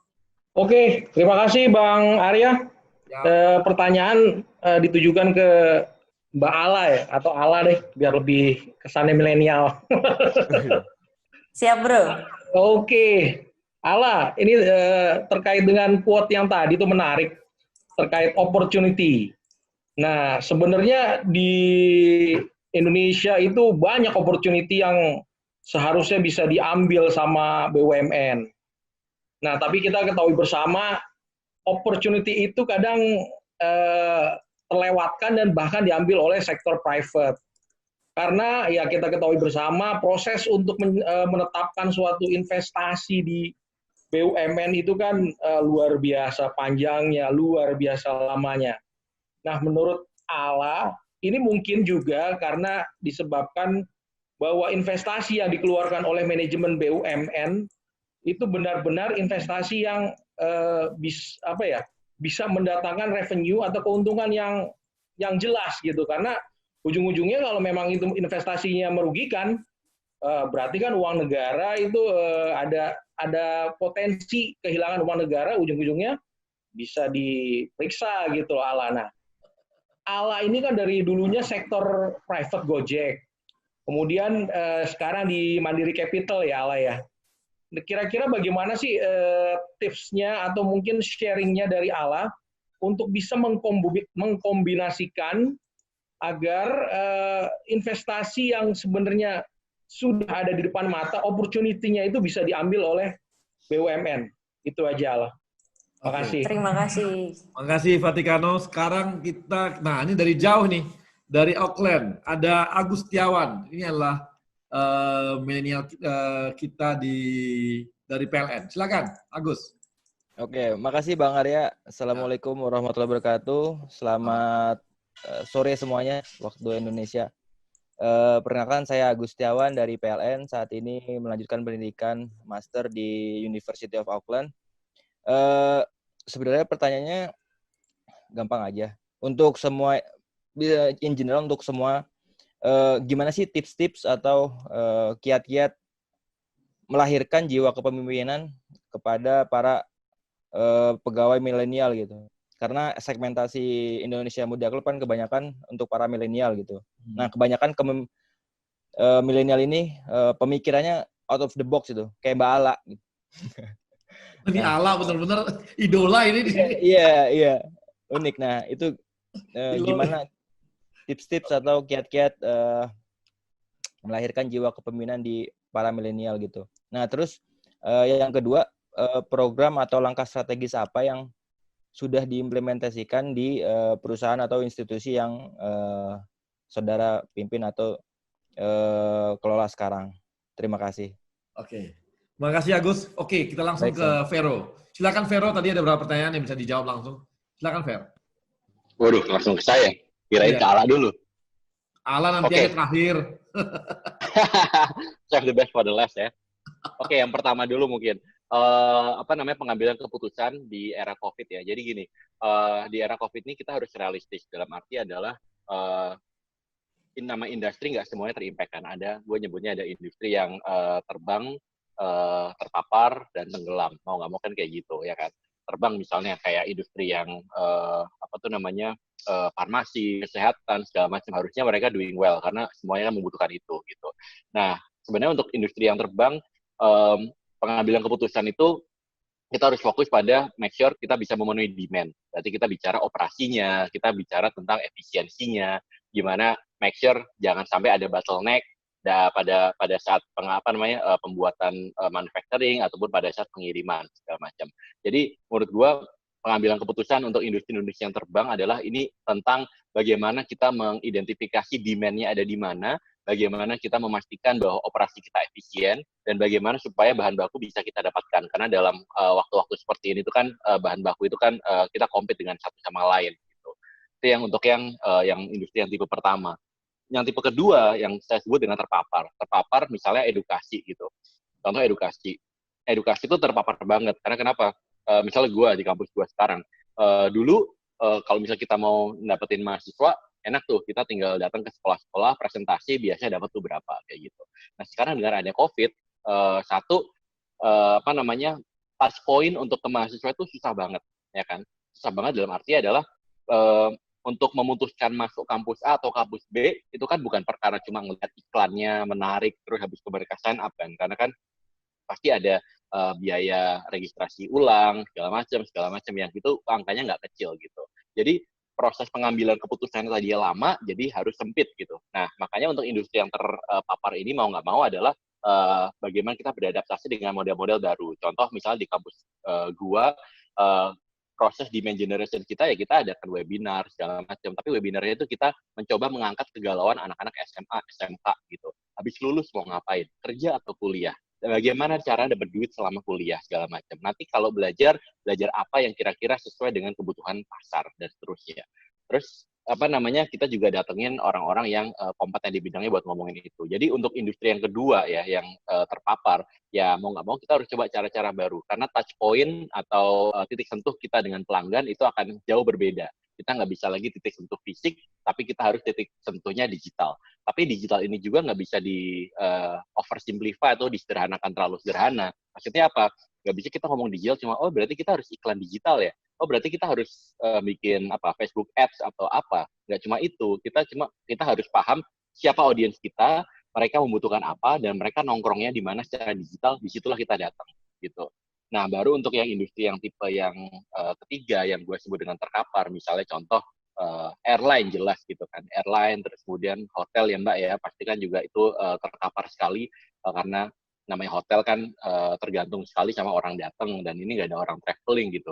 Nah, untuk yang industri yang ketiga memang bahasanya adalah bahasa istilah kita di Microsoft adalah tight ship policy. Jadi kita harus mengencangkan ikat pinggang. Caranya gimana macam-macam. Tetapi yang jelas apapun keputusan diambil semua harus dikomunikasikan ke karyawan sehingga tidak ada yang namanya last minute decision sehingga orang pada shock semuanya. Jadi menurut gua di industri yang tipe ketiga itu kuncinya adalah komunikasi, ya kan? Keputusan apapun yang diambil harus untuk survival of the company kayak gitu. Tapi yang penting adalah komunikasi. Setiap ada decision harus terkomunikasikan sehingga orang tidak merasa in a limbo atau in a state atau in a situation di mana mereka nggak tahu apa yang terjadi dan mereka ngerasa nasib mereka diadu atau didadu aja, dikocok pakai dadu gitu.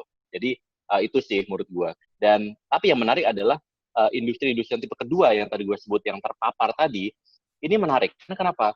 Disinilah momen di mana the big guy and the small guy itu punya kekuatan yang sama. Maksudnya gini, kalau kita bicara kampus misalnya, kampus itu kan ada kampus mahal, ada kampus yang murah. Biasanya stigmanya adalah kampus mahal itu bagus, kampus murah kurang bagus gitu. Kenapa sih kita bayar kampus mahal? Karena kan kita bayar fasilitas gitu kan. Kita bayar gedungnya yang mewah, kita bayar AC dan segala macam. Nah sekarang dengan adanya COVID, semua fasilitas itu nggak berguna gitu. Semuanya ngajarnya pakai Zoom. Ketika ngajarnya pakai Zoom, yang namanya universitas kecil dengan UI itu sama aja gitu. Tinggal siapa yang ngajar, kontennya apa. Karena udah nggak lihat lagi fasilitas dan histori gitu. Dan inilah sebenarnya momen-momen. Jadi untuk yang industri yang terpapar sebenarnya nih kalian bisa ngelihat sebagai sebagai musibah atau kesempatan. Kesempatan kalau misalnya kalian bisa memanfaatkan model bisnis baru, musibah kalau kalian cuma mainnya adalah bertahan. Kayak gitu sih menurut gua. Itu yang pertama ya Bang ya, yang dari yang UI kali ya. Yang kedua tadi tentang apa Bang? Sorry Bang. Yang tadi kalau Vatikano sih ke Allah ya nanyanya. Oh, khusus gua nggak mau jawab. Itu tuh khusus Allah tuh berarti. Kalau Agus tadi gimana? Mirip ya, artinya ini di kalangan milenial kan ini kan semua milenialnya ini ya yang menonton juga semua ini. Jadi kira-kira hampir mirip juga dengan leadership dan sebagainya yang tantangan-tantangan yang dihadapi di ini ya di BUMN dan bagaimana supaya BUMN itu ketika, tapi memang mungkin Vero juga agak susah menjawabnya karena berhubungan dengan ini ya tadi apa? Oh tadi kalau itu si Vaticano yang susah jawab tadi karena di berhubungan sama BUMN. Tapi kalau tadi Agus sih dia mirip juga, hampir sama-sama dengan leadership kali ya. Mungkin aku jawab general aja kali ya in the leadership. Dan yang menarik Bang, ternyata dia kenal sama istriku Bang. Istriku kan juga di PLN juga. Ternyata dia pernah meeting sama istriku. Si gitu. Bang Agus ini. Iya, kayak gitu. Tadi aku tanya, oh kenal ini? Oh iya, kenal ternyata. Ya udahlah, dunia sempit. Anyway, terkait leadership ya. Menurut gue sih gini, anak-anak muda jelas idenya banyak. Tapi gini, yang gue amatin adalah ide itu overrated ya, dalam arti adalah selama kita punya proses berpikir dan struktur, ide itu bisa dibikin, dan ide itu muncul karena suatu suatu proses yang runut sebenarnya. Kalau ide muncul random, biasanya juga dia nggak kuat secara fondasi. Ide yang kuat itu biasanya muncul karena ada data, karena didiskusikan bersama, dan juga karena ada suatu proses berpikir dan debat yang panjang sehingga menelurkan suatu ide. Ide yang kuat itu ide yang bersama. Artinya adalah ide memang milenial banyak, tapi yang lebih penting dari ide adalah eksekusinya, kayak gitu. Dan nah, milenial ini kadang problemnya adalah di eksekusi, apalagi kita berhadapan dengan BUMN dengan kultur yang mungkin berbeda dengan swasta. Kalau swasta kan kita bisa langsung tek-tek gitu, tapi BUMN kan ada constraint gitu kan. Tadi aja dibilang bahwa kita mau gimana-gimana, takutnya nanti ada KPK atau segala macam, kayak gitu. Dan makanya menurut gua kalau when it comes to leadership, harus ada ini sih Bang, harus ada suatu transfer of wisdom dari yang tua ke muda mau nggak mau. Jadi yang tua-tua ini atau yang senior-senior ini mau nggak mau harus nge-mentorin yang muda, tapi bukan cuma asal nge-mentorin, ayo kita makan, gue ajarin lu tentang ini, nggak kayak gitu. Tapi gue nyebutnya kontekstual mentoring, artinya apa? Dalam percayakan mereka untuk menjalankan kepemimpinan satu proyek yang mungkin jangan gede dulu, proyek kecil dulu, tetapi dibimbing dan usahakan kalaupun si anak muda ini screw up atau making a mess, itu making a mess-nya itu dalam satu lingkungan yang terkonten gitu, jadi nggak yang melebar kemana-mana. Nah itu adalah tugas dari para senior-senior untuk membuat lingkungan bermain itu, istilahnya kita di dunia teknologi itu sandbox-nya istilahnya. Jadi kalau mau berantakan, mau main-main di situ, itu ya di situ aja areanya.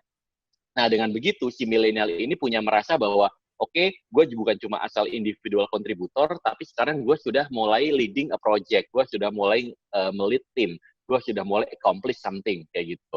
Tetapi juga kalaupun gue, messed up, sikap yang harus diambil dari para mentor yang tetua ini adalah bukan menyalahkan, tetapi adalah harusnya mereka pasang badan bahwa, hey, ini anak muda masih belajar, dia semangat, I'll take the, the ownership, I'll take the,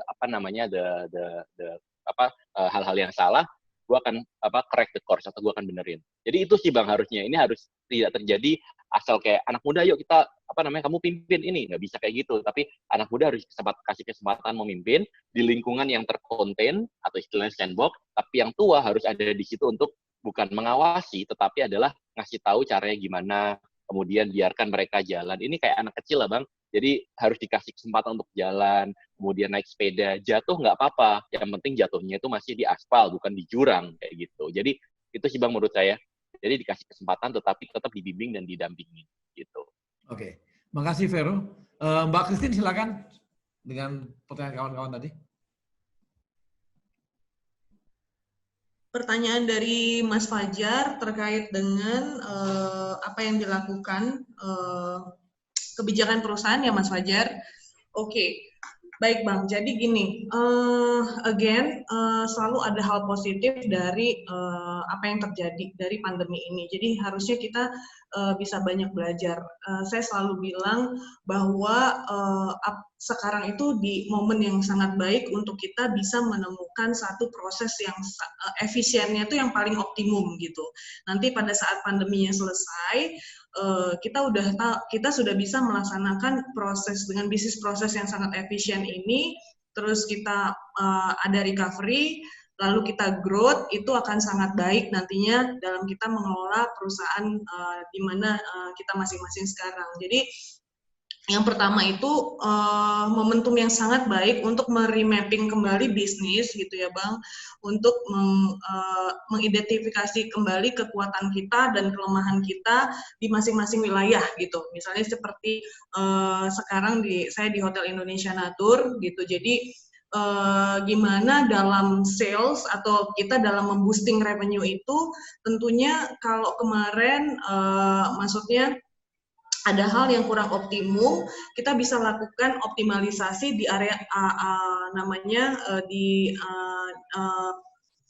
di new normal ini. Jadi di new normal ini di mana kita bisa melakukan program-program survival, inovasi-inovasi kita yang lebih ke survival mode gitu. Untuk nantinya supaya pada saat kita memasuki next normal itu kita sudah bisa masuk ke proses recovery dan juga mode yang growth gitu, yang tumbuh.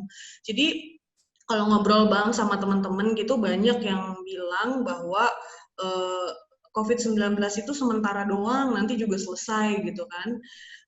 Kan siklusnya gini, diidentifikasi nih korban terinfeksinya, lalu jumlahnya melonjak, lalu korban meninggal mencapai puncak, lalu turun kan, jumlahnya menurun, lalu krisisnya berakhir gitu. Terus kita semua cuman wait and see, nunggu perkembangan sambil lihat-lihat, nunggu normal aja. It's not gitu.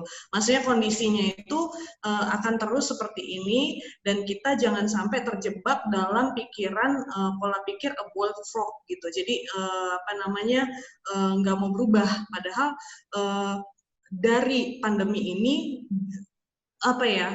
behavior yang paling dasar pun sudah berubah gitu. Jadi ini justru momen yang bagus untuk kita menyusun strategi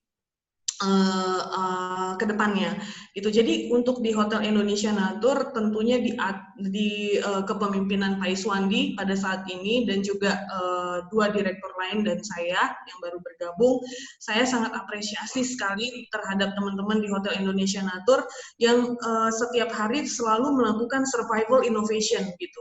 Jadi inovasi-inovasi survival, karena memang nggak ada tamu yang datang, nggak ada yang dine in gitu. Jadi revenue-nya dari mana, sedangkan aktivitas operasinya ada gitu. Jadi teman-teman tuh banyak sekali sudah melakukan survival innovation tadi. Contohnya seperti mereka bikin program-program work from hotel gitu. Jadi menawarkan harga yang lumayan murah untuk sebulan, paket promo gitu. Jadi mereka bisa terus gencar melakukan promo, misalnya harga yang murah per bulan supaya okupansinya tuh nggak terus kosong dan cash flow kita mandek gitu. Jadi itu salah satunya. Lalu ada juga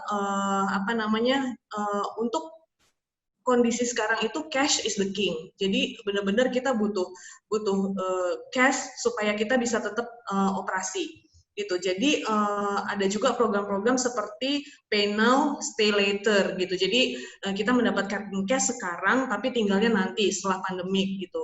Lalu ada juga salah satu pendapatan terbesar dari perhotelan itu kan juga F&B. Jadi di F&B juga teman-teman itu melakukan survival innovation seperti kayak misalnya food delivery order langsung ke rumah dengan kelas hotel, lalu juga frozen food, makanan-makanan yang ready to eat, karena pelanggan dine-in yang datang ke hotel tuh benar-benar merosot gitu.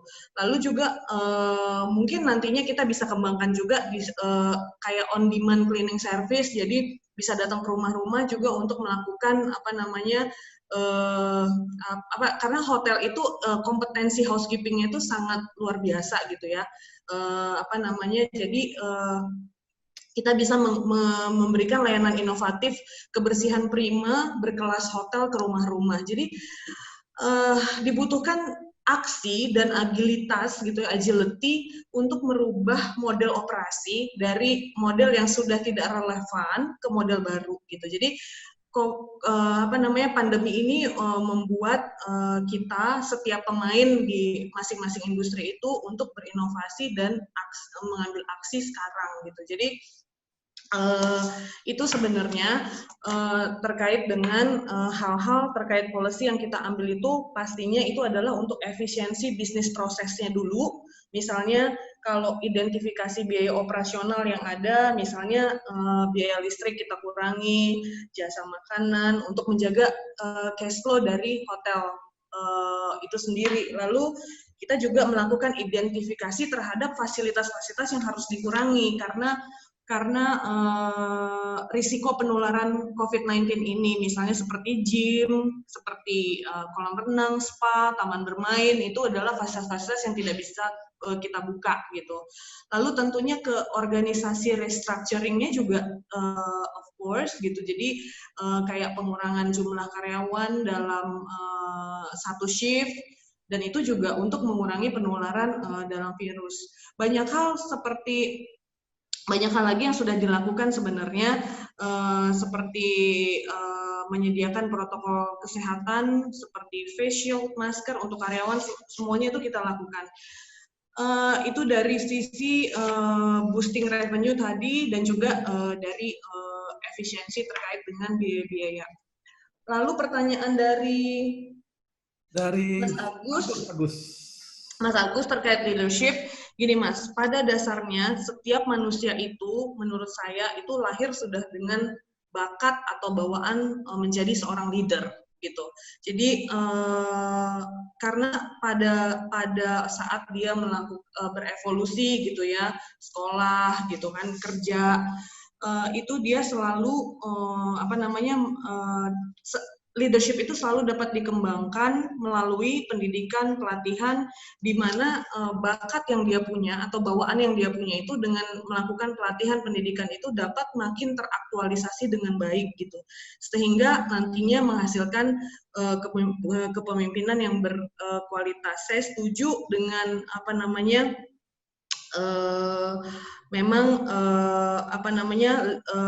jika itu kembali lagi sebenarnya kepada diri masing-masing gitu loh. Jadi intinya adalah dia punya bakat atau bawaan itu, dan tergantung dari seberapa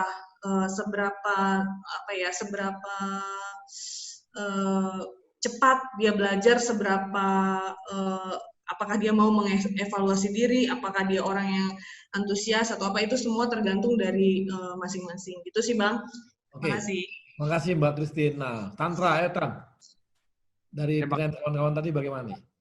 Dua pertanyaan. Bagaimana Krakatau menghadapi corona gitu? Ini memang dampak COVID ini sudah membuat industri baja nasional itu sangat tertekan. Ada penurunan permintaan sampai 50%. Ini mengakibatkan beberapa lini produksi di industri baja domestik itu terancam untuk menutup produksinya karena utilisasinya sangat rendah.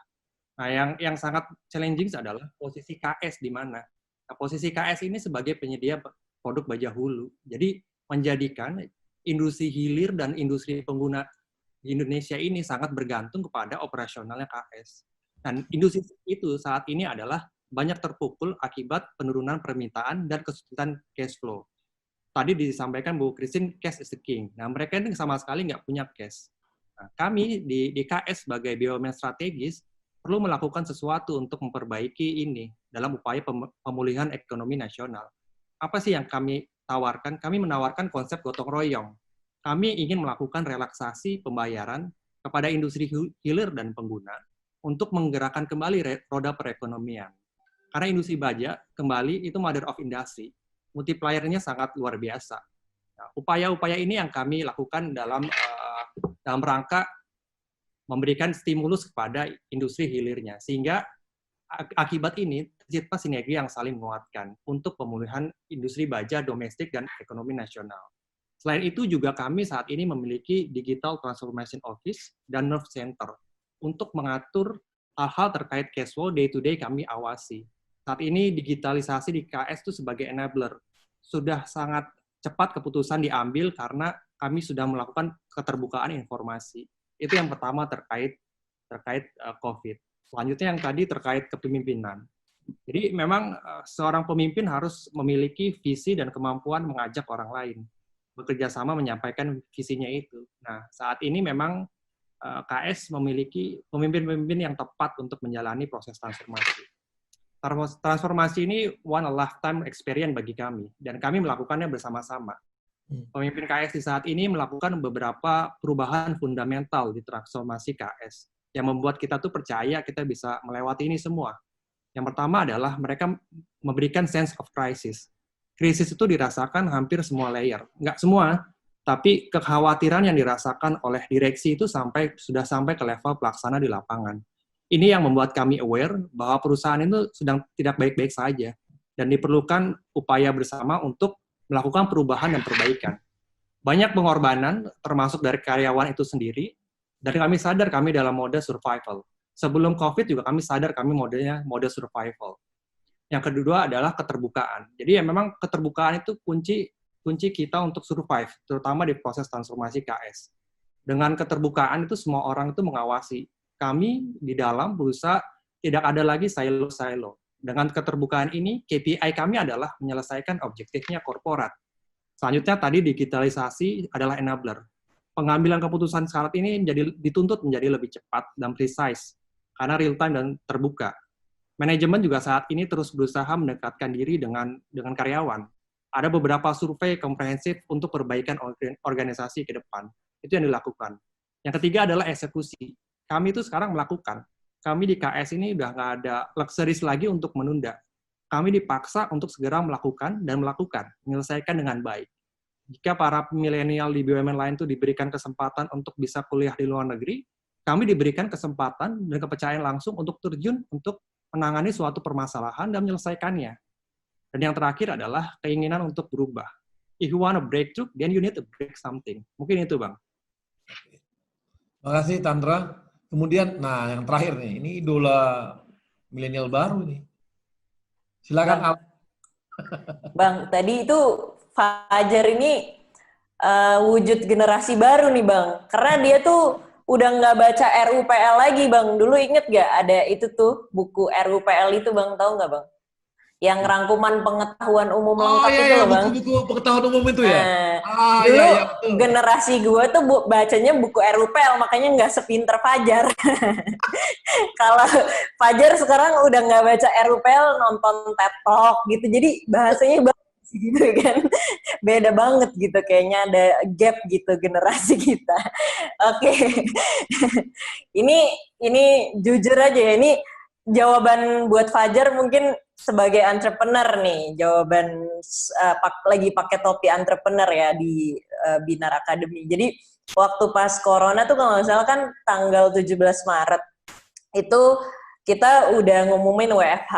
Terus karena di Binar nih kita emang udah biasa WFH sebenarnya, karena kita punya site di Jogja, kita punya di Batam, jadi kita udah biasa lah kalau meeting tuh di hangout, di segala macam ya. Terus gue tuh lagi pagi-pagi gitu di rumah, lagi tidur-tiduran di sofa gitu. Terus teman-teman gue, jadi kita tuh ada grup namanya Go Mafia grupnya gitu. Go Mafia tuh jadi ex Gojek yang udah jadi entrepreneur gitu. Terus teman-teman di situ semuanya udah kayak, udah pada bikin bisnis continuity plan belum gitu. Terus gue dalam hati kayak, kok gue nggak ngapa-ngapain gitu kan.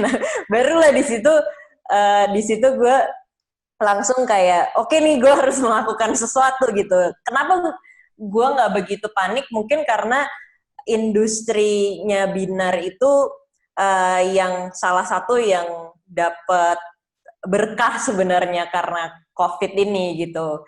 Karena kan memang waktu dulu tuh kita 3 tahun memang sekolahnya tuh via offline, tapi perlahan-lahan kita memang sudah mendigitalisasi dan pertemuan tatap mukanya juga sekarang udah online gitu. Jadi kita salah satu yang tidak begitu terdampak, walaupun waktu awal-awal ada beberapa bisnis lain kita yang memang sedikit terdampak, tapi kuncinya adalah waktu itu kita benar-benar langsung adapt gitu, langsung benar-benar agile gitu, dan yang paling penting adalah di saat kita mencoba sesuatu yang baru, memang kita nggak akan tahu nih hasilnya akan bagus atau enggak gitu. Dan awal-awal kita nyobain bisnisnya di shift, itu awal-awal memang masih sedikit yang datang segala macam. Tapi yang paling penting sebenarnya dari yang namanya agility itu adalah, agility itu bukan berarti kayak kita bikin apa-apa tuh lebih cepat gitu. Kalau orang IT tuh kalau kadang-kadang suka di ini selalu, kan udah pakai agile, harusnya bikin app-nya lebih cepat gitu. Nah, itu pemahaman yang salah tentang agile. Tapi agile itu sebenarnya kita itu sangat menghargai proses dan iterasinya tuh sangat cepat. Jadi di saat kita nge-launch sesuatu terus masih belum berhasil, kita gathering feedback segera dan kita improve terus-terusan. Nah, that's the essence of agility sebenarnya. Dan itu di saat seperti ini, itu saat-saat yang benar-benar kita harus lakukan gitu. Benar-benar agile, kita dapat cari terus feedback dari market kita, dan ya how the market react to our new products gitu. Dan akhirnya Binar dulunya kita punya acara-acara yang offline, itu paling sekali kita bikin workshop itu biasanya cuman yang datang kayak 60, sekarang bisa sampai 3 kali lipat gitu kan. Jadi itu sih kira-kira kita punya COVID Project 19. Dan ini yang menarik dari Bro Vaticano. Opportunity yang kadang terlewat dan diambil oleh sektor private ya. Karena ya salah satunya kan kita punya birokrasi yang panjang, dan kadang-kadang ini juga sih yang memang saya lihat di BUMN ini ya, kita itu kan bukan, kalau misalnya melakukan kesalahan yang besar tuh bukan cuman potensi dipecat tapi bisa masuk penjara gitu kan. Nah ini yang apa yang saya dengar nih dari teman-teman BUMN yang benar-benar ngebuka mata saya gitu. Dan itu yang menjadikan mungkin fear di kita nih sangat besar, fear of bikin kesalahan gitu, sehingga akhirnya inovasi tuh mandek gitu. Dan itu saya baru paham gitu, historically ini seperti ini, makanya inovasi itu mandek. Nah, bagaimana caranya kita melakukan ini? Jadi sebenarnya inovasi itu nggak melulu tentang ide baru, produk baru, tapi bisa kepada proses gitu, kepada birokrasi. Nah, kalau kita kadang-kadang tuh ya, kita melakukan suatu hal yang sebenarnya ini tuh udah nggak relevan lagi dengan masa sekarang. Contohnya kita ngikutin SOP yang ada gitu. SOP ini siapa tahu nih udah nggak relevan di masa sekarang. Jadi itu yang mesti sering kita lihat gitu, kayak apakah yang kita lakukan udah berpuluh-puluh tahun itu masih relevan nggak? Saya paling suka banget sama Elon Musk punya teori namanya First Design Principle, di mana dia itu selalu melihat sesuatu kemudian dia breakdown lagi nih items-itemsnya apa, kemudian dia lihat lagi, dia lihat core issue-nya sebenarnya apa, dan dia ulang lagi mungkin dari yang masalah yang sekarang ada, solusinya udah bukan yang SOP yang harus kita lakukan kemarin gitu. Nah itu yang mesti terus kita dorong gitu, karena kalau misalnya kita juga sebagai orang BUMN itu menunggu terus-terusan siapa yang mau nge-break ini semua. Nah teman-teman yang dari jajaran di bawah pun sebenarnya bisa melakukan itu gitu, dan harus berani memang melakukan itu gitu. Jadi proses itu yang coba kita lihat lagi gitu. Dan again yang tadi tentang agility, bahwa kita harus terus, jadi gini, kayak di Mandiri Capital, of course kita pasti pernah melakukan kesalahan, kita pasti pernah invest di perusahaan yang memang kurang baik gitu ya performance-nya. Tapi kesalahan itu jangan kita lihat lagi sebagai kesalahan yang harus kita blame semua orang, tapi bagaimana kita mengambil lesson itu, kemudian lesson itu kita tambahkan di proses yang kedepannya gitu. Jadi itu sih, mengambil lesson dari kesalahan-kesalahan itu yang harus kita tekankan gitu.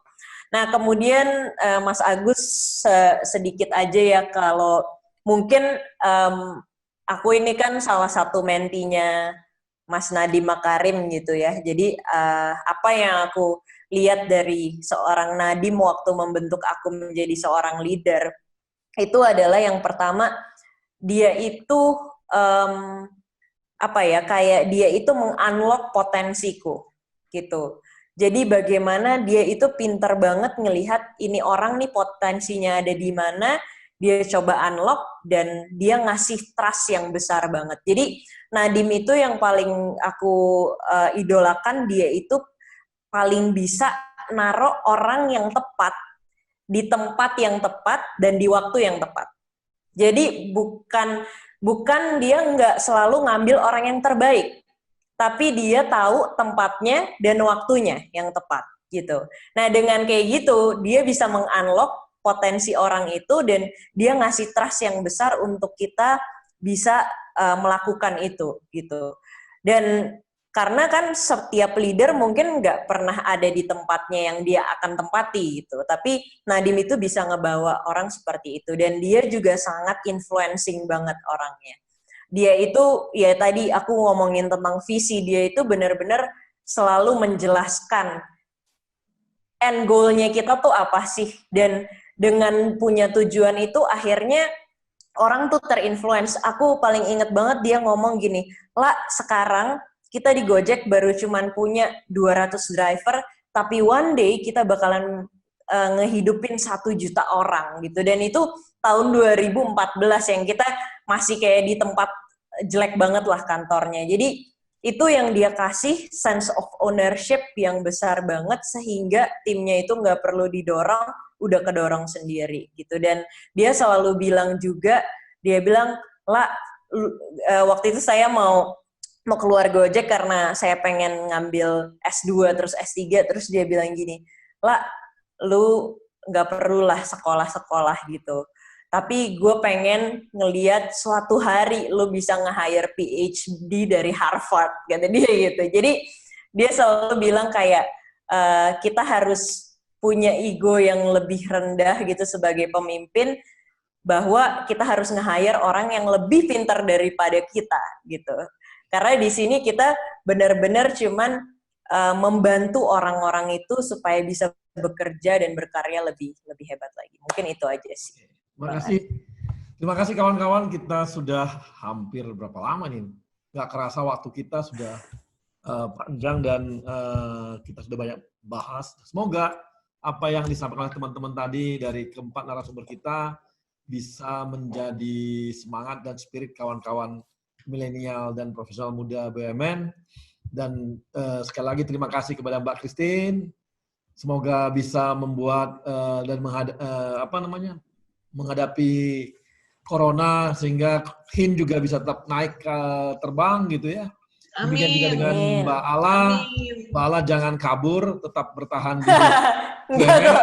Tetap membangun negeri. Semangatnya membangun negeri. Ini merah putih. Yes. Merah putih. Kemudian juga Tantra, semoga KS bisa berkibar-kibar. Apalagi setelah bertahun-tahun akhirnya berhasil restrukturisasi hutang dan kemudian bisnisnya mulai mengembangkan, dan semoga juga kebijakan juga mendukung supaya baja-baja kita bisa menjadi mother of industry di Indonesia ya. Demikian juga dengan Bang Vero yang sudah mau bergabung dengan kawan-kawan BUMN. Tadi banyak sekali masukan-masukan dan insight-insight dari Vero yang bisa membantu kita dan mendukung teman-teman milenial untuk membangun karirnya di BUMN.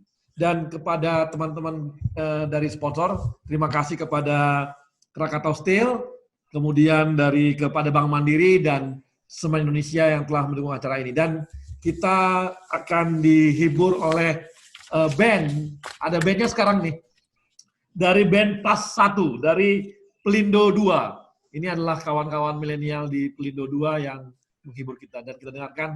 Dan sampai bertemu di program Indonesia Muda Club episode yang keempat dalam waktu 2 minggu mendatang.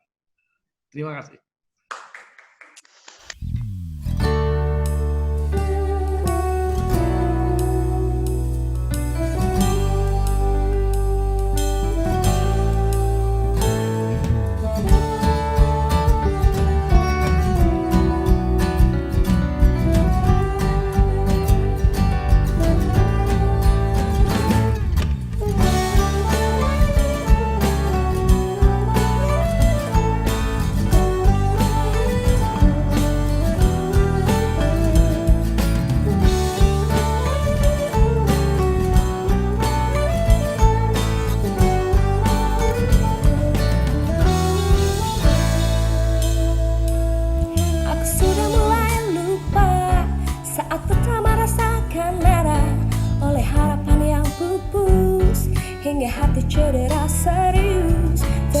kasih kalian, barisan para mantan dan semua yang pergi tanpa sempat aku miliki. Satu pun yang aku sesali, hanya membuatku semakin terlatih. Begini rasanya terlatih patah hati, hadapi getirnya, terlatih disakiti. Bertepuk sebelah tangan, ditinggal tanpa alasan, penuh luka itu pasti, tapi aku tetap bernyanyi. Lama aku dengar tentangnya, yang paling dalam tancapkan luka. Satu hal yang aku tahu, terkadang dia juga rindu. Terima kasih kalian, barisan para mantan dan semua yang pergi tanpa sempat aku miliki. Satu pun yang aku sesali, hanya membuat semakin terlatih. Beginilah rasanya terlatih patah hati, hadapi getirnya, terlatih disakiti.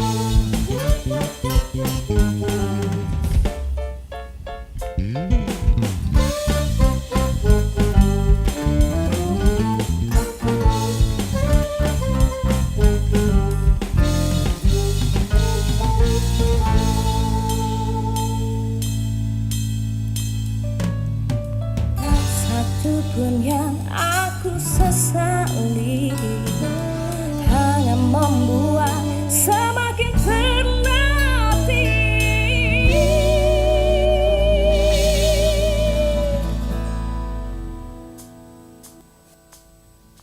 Begini rasanya terlatih patah hati, hadapi getirnya, terlatih disakiti.